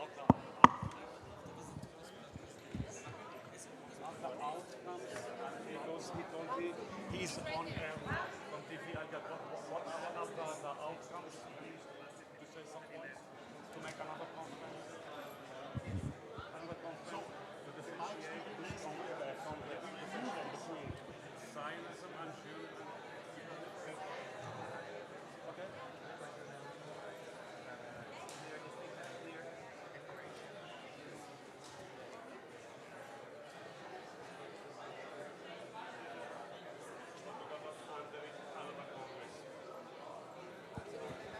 They don't work.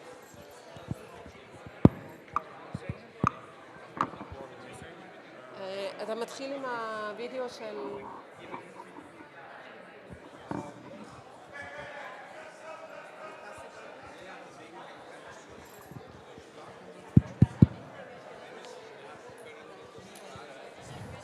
Can we ask people to leave the hall?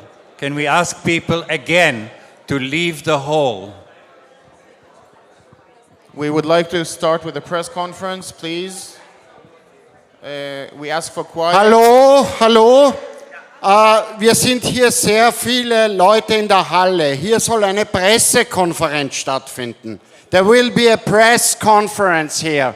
They need a quiet space for filming, for recording, for talking.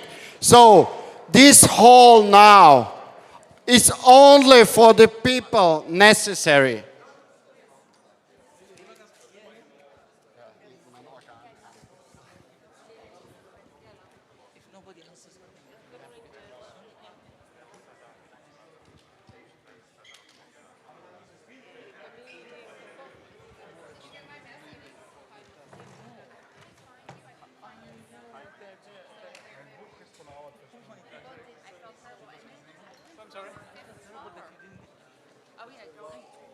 I know. No, I had some soup.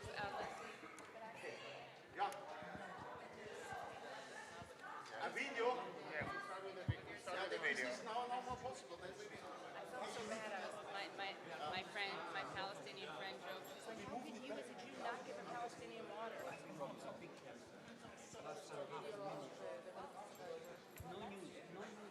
don't think we should just take a decision.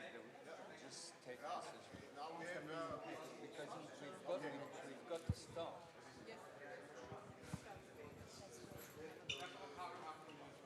Hello, everyone. Thank you for joining us on the last day of this 3-day Congress, the first Jewish Anti-Zionist Congress.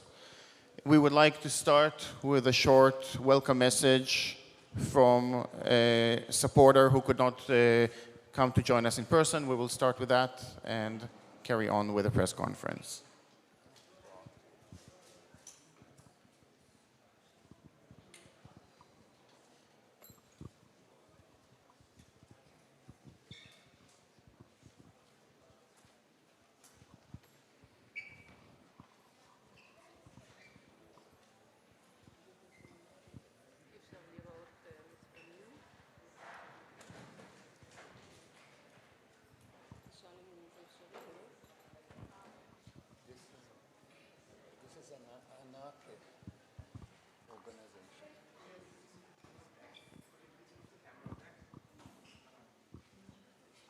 Can we have the video, please?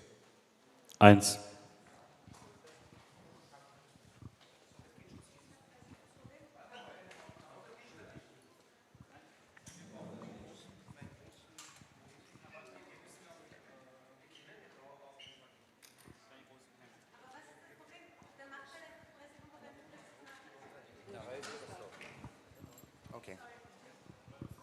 Okay, we will show the video later.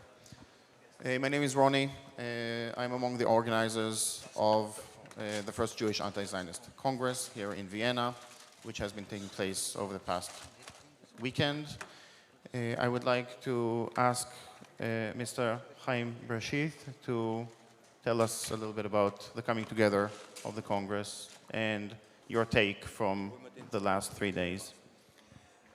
We had 2 energetic, inspiring, powerful, and very effective days of discussions here with people from all over the world. And we're about to start 6 workshops immediately after this press conference. This has been the most exhaustive, though it was the first, the most exhaustive coming together of Jewish anti-Zionism in the world. This is the first, but it's not the last. We are building today the continuation of the action towards the next Congress, the second one. We hope it will happen in Ireland. We hope that the ideas that people are describing and examining here will be taken up in less than a year, because we want to publish all the speeches that people have made in this conference in a special collection. We want to continue with a skeleton crew to organize the continuation of the action. Zionism never stops, so we cannot stop either. Thank you, Chaim. Dalia, please, can you tell us about the Austrian angle of organizing this Congress? Yeah, it was very meaningful to do it here in Austria because of the legacy of Austria. There is still the places called after Theodor Herzl, who wrote his Judenstadt here. So it's a very powerful sign that we are going to support the end of this cruel, terrible Zionism, and we started it here where it began, and we will continue, and we are dedicated to continue to do this. Thank you. Mr. Stephen Kaposh, one of the speakers, please. I am not one of the organizers, I am a guest, and but I feel I sort of represent the memory of the Holocaust as a World War II Holocaust, as a survivor, a child survivor of it. And I represent also a group of Holocaust survivors and descendants organized in London, where we take part in every demonstration to demonstrate the fact that not all Jews support the policies and actions of Israel, and also to prove that those big demonstrations, contrary to the lies spread by the Zionists, is not a no-go area for Jews. And we are very warmly received and thanked for our presence. I am also part of the a member of the Palestine Solidarity Action, and we are demonstrating in London in one large demonstration roughly every month, and in between times also on the street quite often. And this is our activism, and I think that in future we have to just work on increasing the numbers. We already had 500,000 out last time at a big demonstration, but we want to further increase the numbers because governments take a great deal of notice of the numbers and realize the electoral implications. So that is what we are trying to do, increase activism. Thank you. Yes, we will now hear from Mr. Ramzi Baroud. My name is Ramzi Baroud. It's been such a great honor, honestly, being at this conference. It was very inspiring at a time that we really do need to be inspired to keep the fire going, to keep the solidarity going. I must say that in the last 2 days, I feel that there is a need to develop a new discourse on the relationship between Jewish communities around the world and their relationship with the Palestinian struggle. I think we need to move now beyond the claim that not all Jews are Zionists, and even beyond Israel does not speak on behalf of all Jews, to something else. And that is the Jewish people and Jewish communities around the world support the Palestinian people, just as it is, with no further qualification. And I do feel that we have achieved a lot of that in the last 2 days, but of course it's a start of a whole new movement. The reversal of Zionism that started in this very country needs to also, or in this very part of the world, needs to start from here as well. And hopefully we can talk about the end of Zionism, and very much soon. And finally, Ms. Camille Levy. Hello everyone, I'm Camille Levy-Sarfati. I'm a guest here, thank you for that.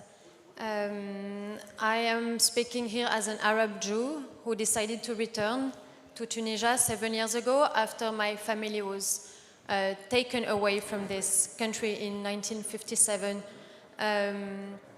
Return can be thought as a very political act, of course, an act of repair, an act of resistance against French assimilationist, post-colonial policies in colonized Tunisia, and then towards the immigrants within the French society, which is a very Eurocentric, racist society, and of course against Zionism. So return as a political act of resistance and repair against Zionism understood as a machine of destruction, of dispossession, of colonization that also uprooted hundreds of thousands of Arab Jews to use them as a labor class exploited in order to build an ethnocratic Jewish state on the land of Palestine.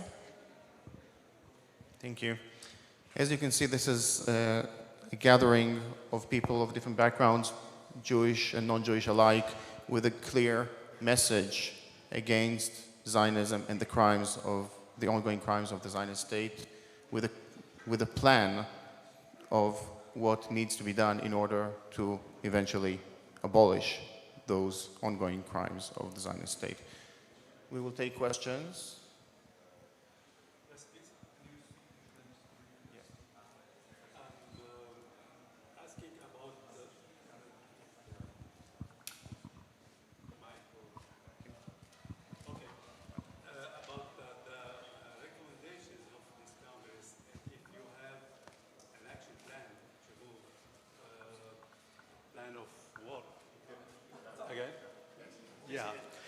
My question is about the recommendations of this Congress, and if you have an action plan to move forward in future.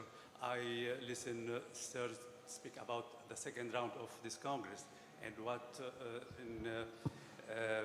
if the objective, how you want to go forward for that in Israel, in international community, in Arab world maybe. Thank you. I think that what we are seeing here, being the first Congress, is a limited representation. What we would like to do is what Dr. Baroud has just explained, to have Jewish communities all over the world represented in the next Congress. We are starting, and they will continue, and we will help them, and we need many more communities. We have had very little success with raising North American communities. It's our fault to not have been successful, but we can do that for the next Congress. This is very important.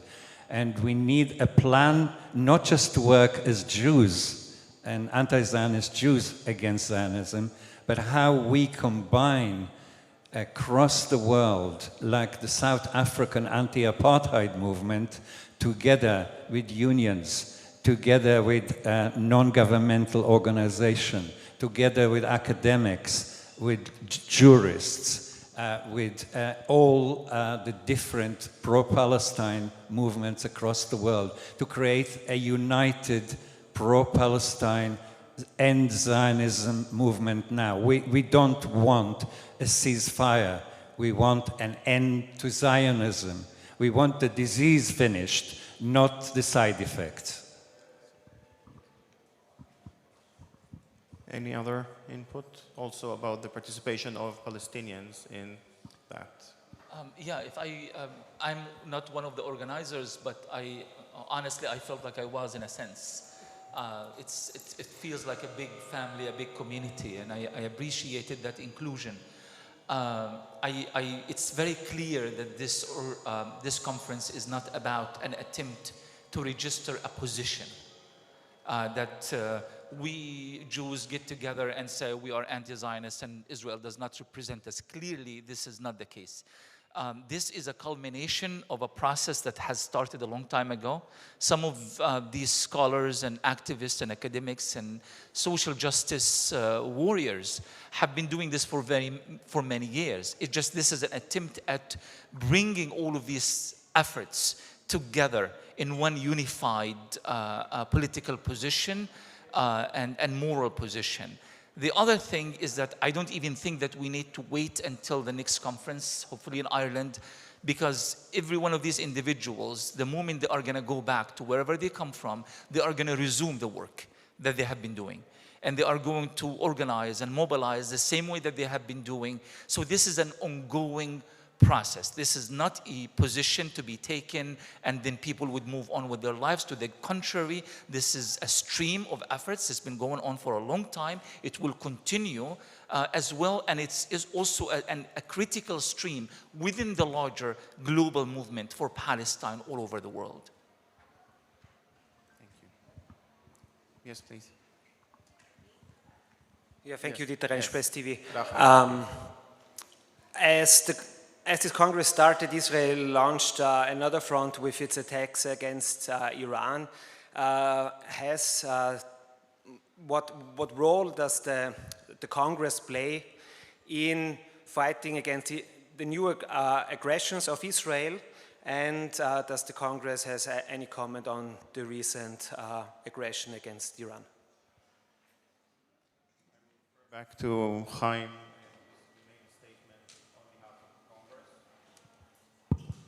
You made a statement on behalf of the Congress. Maybe you would like to reiterate that.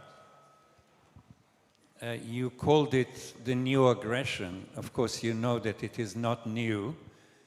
It's just the latest. Iran is not on its own. I mean, Israel is now sitting very near Damascus. It's controlling a very important part of Syria. It's controlling parts of Lebanon. It is getting help from the Arab regimes who are shooting the Iranian missiles down. It is getting help from the whole West. So this is not really totally new development. We knew that it is coming. Israel and the West are fighting the resistance front. the resistance front that supports the Palestinian liberation. And Iran is an important part of it. And we knew that a major attack is coming, but there were attacks before, as you know. So this will continue. We are joining the world in condemning any attack by Israel anywhere. Gaza, the West Bank, Syria, Lebanon, Iran, Yemen.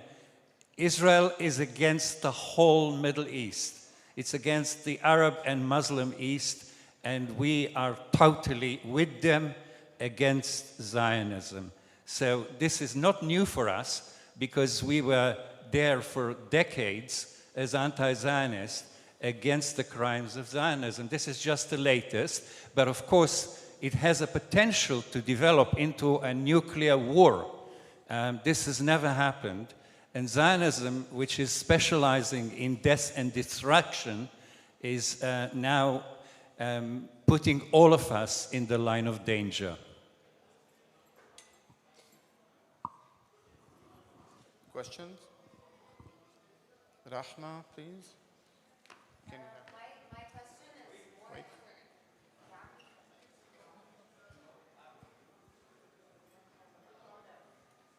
My question is... It's working? Okay. My question is more to Camille and Ramzi, because maybe them being in the region, they will understand more what I'm talking about and not take it the wrong way. Because especially in the region, we were always so wary of Zionist normalization conferences and panels, and they always put it in the guise of bridging the gap. Like even Blinken's sister has one called Aladdin in France, which is hilarious. So how are you going to make sure that liberal Zionists, to see something as powerful as this, because it is very powerful, don't attempt to hijack it with their liberal narrative? How do you counter the liberal agenda?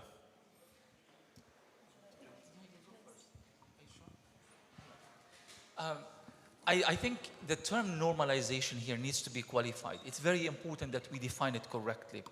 It is being understood as certain countries that should, in theory, be the closest to stand in solidarity with the Palestinians because of shared historical experiences and geography and religion and ethnicity and all of that, are the ones who are betraying the Palestinian struggle. But I think there's more to normalization than that. It's not just normalizing with Israel, it's normalizing Israel, normalizing the idea of Israel. Israel is a settler colonial regime that exists on the very premise of settler colonialism is constant expansion. You don't expand, you die. And therefore, Israel's ambitions go far beyond Gaza, far beyond the West Bank, far beyond even Lebanon and Syria. It's a regional attempt at total dominance and hegemony. So those who have normalized Israel, they have normalized colonialism, imperialism, and Zionist hegemony in the region. There can never be kind of a middle way of trying to understand what has happened. No liberal agenda can in any way pacify that notion. It's an extremely dangerous notion, especially as we see Israel doing exactly, it's not Israel trying to hide its intentions. The moment that they found that there are few margins open in Syria, immediately they destroyed the Syrian army's capabilities and they immediately moved in, doubled if not tripled the size of their military occupation of Syria. They would do this with Egypt at a moment's notice. They would do this in Jordan at a moment's notice. So the foolishness of normalizing Israel could actually backfire very badly in these very regimes, and we have to be very careful about that. Not only normalization is not acceptable from a Palestinian point of view because it's a betrayal of the legacy and the sacrifices and the suffering of the Palestinian people, but it is betrayal of the anti-imperialist movement in the Middle East and anywhere else around the world. Not easy to speak after you. Yeah, I guess there is no ambivalence or ambiguity possible in this Congress. We're standing against colonialism and against Zionism as colonialism, as Jewish nationalism, as a tool for an international imperial organization of the world that is serving the interest of the West, obviously, that is also a prolongation of the West in the region.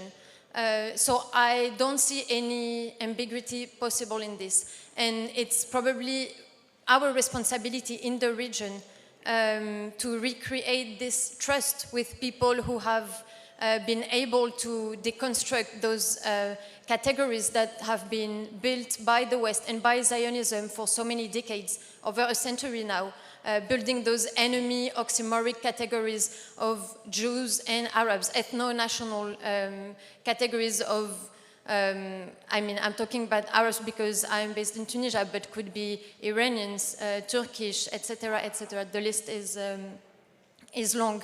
So maybe I would say that as Jews fighting for the liberation of Palestine, our responsibility now is to have a position of very deep humility, accountability towards our Palestinian partners, and self-criticism, always, to be in a position of deep listening, not, as some of us said in the last few days, to propose solutions, but to support and to stand in solidarity with our Palestinian partners in this struggle. Questions, please. Yes. Yes. Me? Okay. Just one. We ask from the journalists. Is okay? Yes. Hi, everyone. Paul Salvatore from TRT World. Honor to be here. Thank you so much. I'd just like to ask, perhaps, Ronnie, but it's also open to the rest of the panelists, if you can maybe speak to the kinds of direct action that would be effective right now or in the future between the Jewish community and the Palestinian community. We have long talked about the need for co-resistance. Coexistence is something for the future. Once we have a basis of equality and a basis that we can build upon, then we can have coexistence. Right now, we need to resist together, coming from very different status, the privileged folks and the underprivileged folks, united in the joint struggle. And we had some discussion about that. What is the role of us who are coming from that privileged group in this joint struggle? There are different forms of direct action, but I think that in any case, and especially these days, the act of disrupting the system, making it actually ungovernable, is crucial, especially in times of genocide.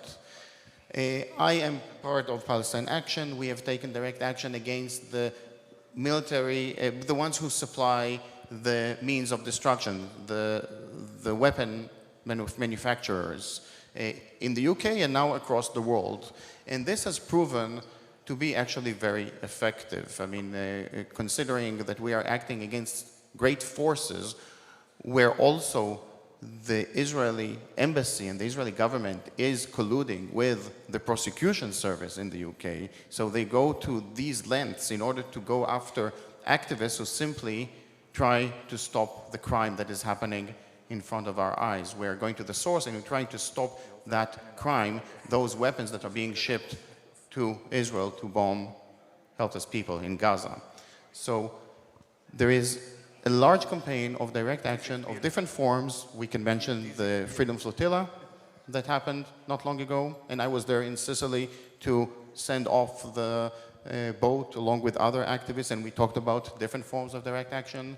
There was the Great March to Gaza just a few days ago, and there are different initiatives, and this Congress shows how we have to have a united front, different actions, different people from different backgrounds, but we are all united in a clear struggle with a clear aim against Zionism.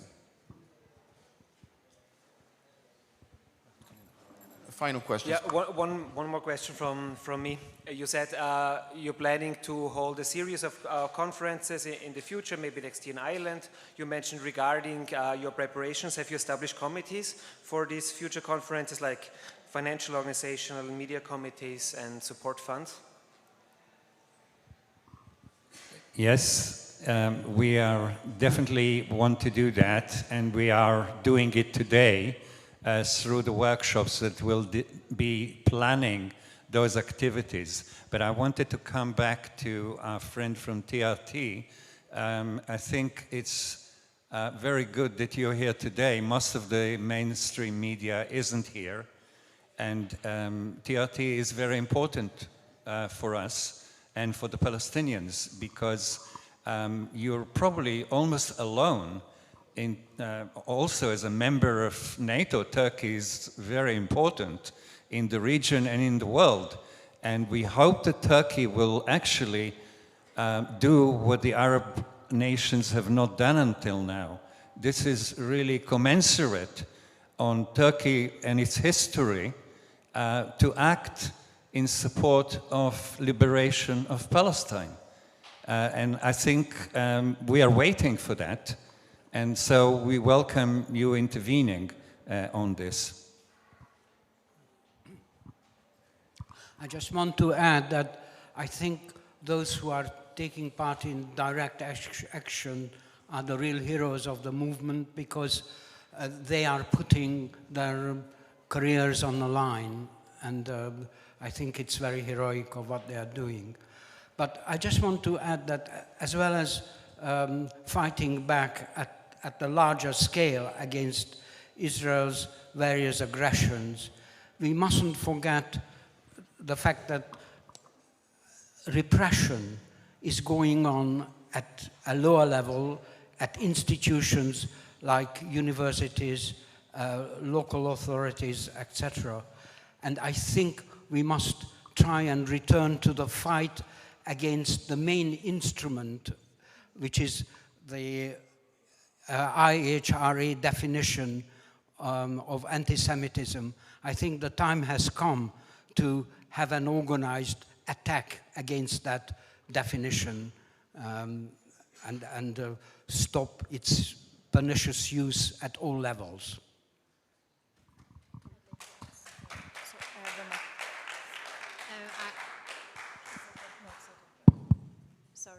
Yeah, I would just like to add something. Those points are very important, and there is also long-term responsibilities that we all have, and I'm talking here as an art curator, art worker, and a writer.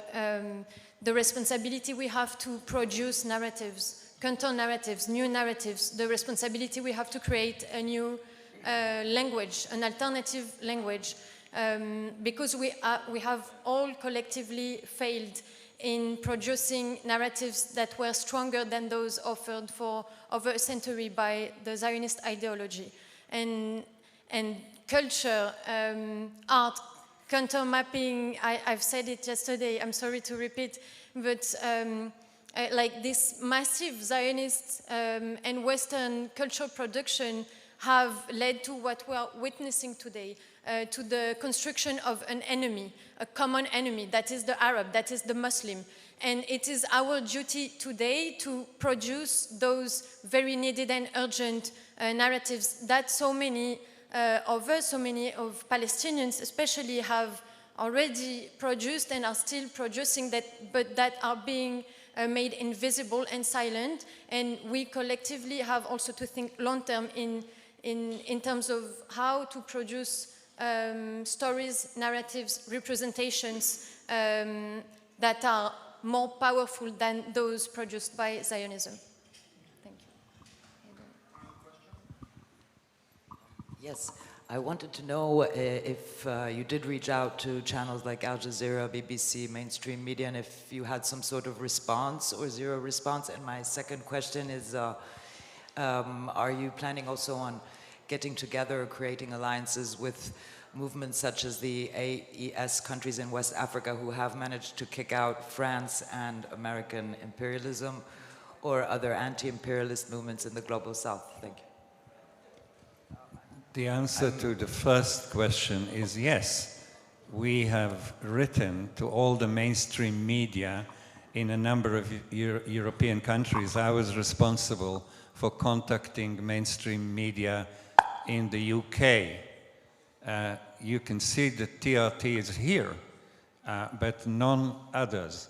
The BBC, Channel 4, Sky, etc., they will not be seen in our company dead. So we still have a long way to go before we can get the mainstream media involved. And I remember this as a young man because I was involved in the struggle against apartheid South Africa, and until the very, very end, the BBC and Channel 4 and all the mainstream media wouldn't touch us, wouldn't talk to us, and would not act against apartheid. So this is not new. It's not very pleasant. We want them. We want to talk to them. We're not against them, but unfortunately they are against us. In South Africa and South America and Asia, especially Asia, are crucial for us. This is what we need to concentrate from now on to make it a global movement to help the Palestinians. We are not doing it. We're helping the Palestinians and other organizations to come together, and we think that as Jews we have a special voice and we want to use that voice. We don't want to abuse it. This is what the Zionists are doing. We want to use the voice of people like Stephen, who is a survivor of the Holocaust. I'm a son of two survivors of the Holocaust. We have a moral duty to speak for the end of Zionism, for an early end of Zionism. So now we have to concentrate. Before next year, before next June, we have to have a real impact with all the organizations that you mentioned, but many others. And I think we will do that. I don't think we knew that we'll have 500 people in the audience. We thought maybe 200. Many others couldn't actually get in for all kinds of reasons, including there were no chairs and we couldn't allow more people in. So I think the next one in Ireland has got to be bigger, it's got to have more investment in time and energy and of course money behind it. And we are very thankful to Roger Waters for supporting us so gracefully and generously so that we can have a successful Congress that we've had. Just a quick question. My question is, how have you made alliances in Israel itself? Like, what kind of actions are you doing in Israel itself with Israelis? Because I think most of the Jewish people here are from Europe, is my understanding. So how are you connecting with the people of Israel? I know a few people who are being active in, protecting Palestinians from the settlers in the West Bank, but that's such a small minority. So I'm just wondering, how are you reaching out, or what effect is anti-Zionism having in Israel itself? We are obviously in touch with activists within Israel. I have been active there myself. I'm an Israeli dissident. But we also have to acknowledge the limitations of acting under the boot of Zionism. Obviously, for Palestinians, it is very, very difficult to act under the boot of Zionism, but also for those Israeli dissidents, and there are very, very few of them, it is getting more and more difficult, and I would even say more and more dangerous these days. We are counting on you. We are counting on all of us to take action, to unite.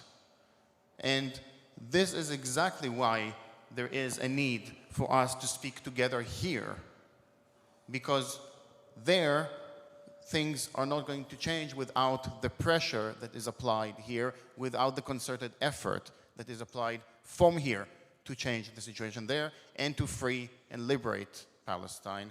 And the struggle continues. Thank you. The three of us are Israelis, and we're not the only ones. There are other Israelis today, here, and where yesterday. Basically, what we are saying is we are anti-Zionists. We understand, we accept that Zionism is the disease, not the genocide, not the starvation. These are the actions of Zionism. Some people are wishing to have a ceasefire.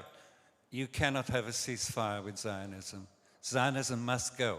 So if that is our message, like it was in South Africa, apartheid must go. You don't negotiate with apartheid.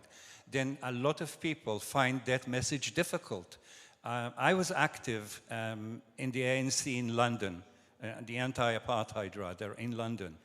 And it was very difficult to find people to work with in South Africa. You know the names of those people. Ronnie Kustrels was going to be here with us and couldn't come. But, you know, everyone knew the name Ronnie Kustrels. Everyone knew about Andrew Feinstein, etc. So why did they know that? Because there were very few whites, and most of them were actually, I'm glad to say, Jewish, that worked against apartheid. This is the same situation in Israel. Most Israeli Jews who think about themselves as left are still Zionists. We are unable to change them like we were unable to change the whites. Of course, after Palestine is liberated, they will all say that they supported the end of Zionism. We have to work with the world, not with Israel. Those who join us are welcome, but we can't really put our energies into Israel more than South Africa. You know, those of us who opposed apartheid were working with the whites in South Africa. That was a lost cause. We didn't do that. We worked with the world, and the world helped South Africa to bring apartheid to an end. Thank you. I just wanted to mention that I had the privilege of having also an Austrian citizenship. So in 2015, I gave back my Israeli citizenship. Thank you very much for coming, and thank you to the speakers.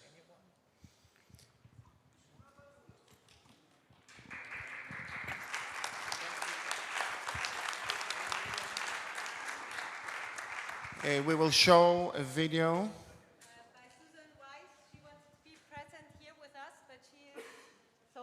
I think Katie can say more about her, actually. So Susan Weiss, she's also a Holocaust survivor. She wanted to be present with us, but as she cannot come due to medical reasons, she will just address this message to us. Suzanne Weiss. I'm a Holocaust survivor and an anti-Zionist Jew. Congratulations to the Jewish Anti-Zionist Congress meeting in Vienna.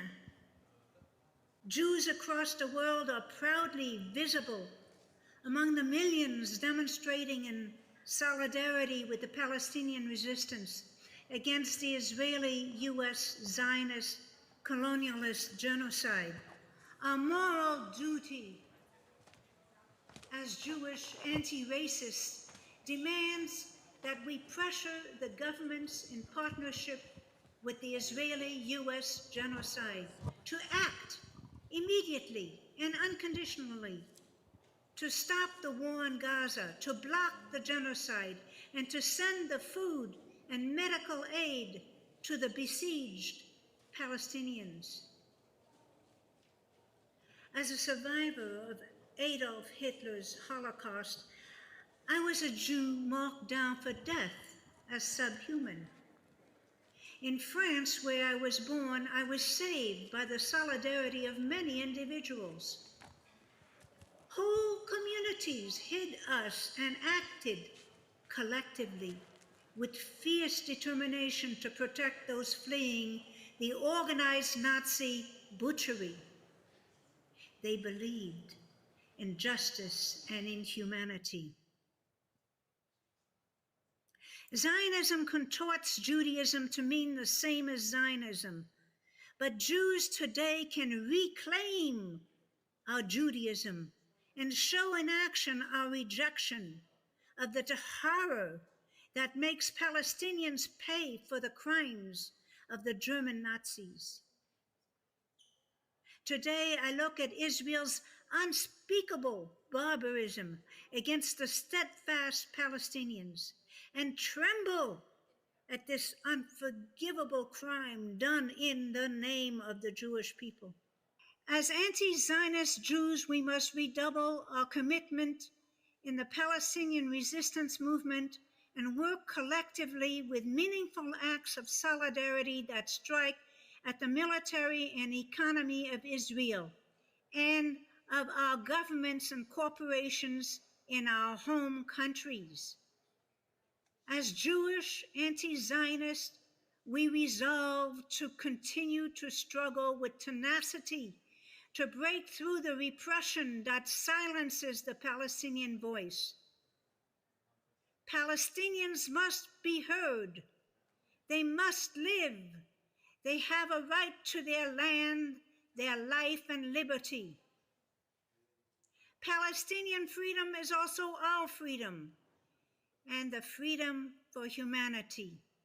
I cannot attend this important conference of anti-Zionist Jews, but I encourage those who can to go and contribute to the discussion. Thank you for allowing me to say a few words to you today, and best wishes to the conference.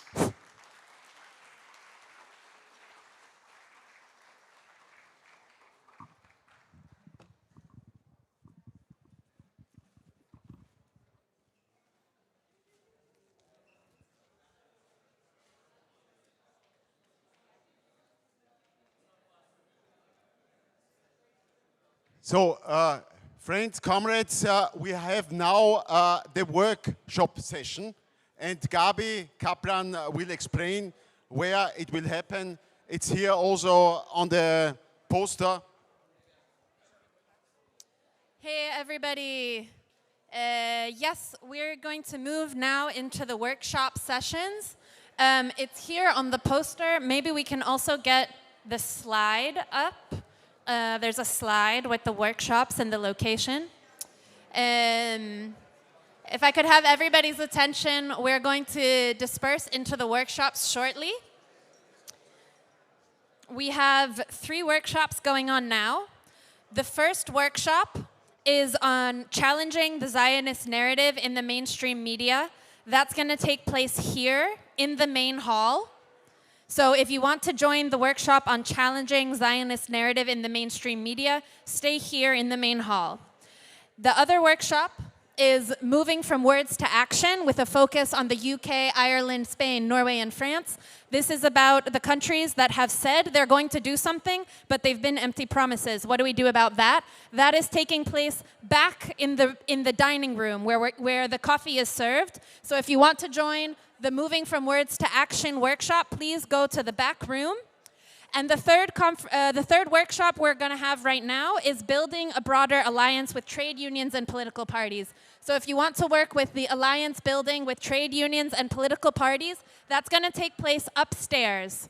Upstairs is going to be the workshop on building a broader alliance with trade unions and political parties. The stairs are located at the back. And you can just go back there and you take the stairs up to this room up here. And that's where that workshop is going to be taking place. The workshops are going to last 90 minutes each. And then we're going to break for lunch. 2 things to know. There will be no microphone. No microphone. So we will work without microphone because we cannot, it's too loud. And the second, we will have no translation, so we need to auto-translate to help ourselves to translate if translation is necessary. Do you want to say it all? Say that Yeah. all in Also, für die Deutschsprachigen, es gibt 3 Sessionen, 3 Workshops. Der erste Workshop ist zu den Medien, wie wir mit den Medien umgehen, mit den Mainstream-Medien. Der findet hier statt. Hier. Also kann man auch da bleiben. Der zweite ist zu den von Worten zu Taten und auch ein Bild der verschiedenen Länder. Der findet hinten statt, wo immer das Essen serviert worden ist. Das ist auf der rechten Seite. Und zu den Gewerkschaften, wie wir in den Gewerkschaften arbeiten können und wie wir zu politischen Allianzen kommen, das ist oben in dem kleinen Raum, das ist der kleinste. Und noch zur Information, wir haben kein Mikrofon dort, auch hier nicht. Und Übersetzung müssen wir selbst organisieren, aber das wird schon hinhauen.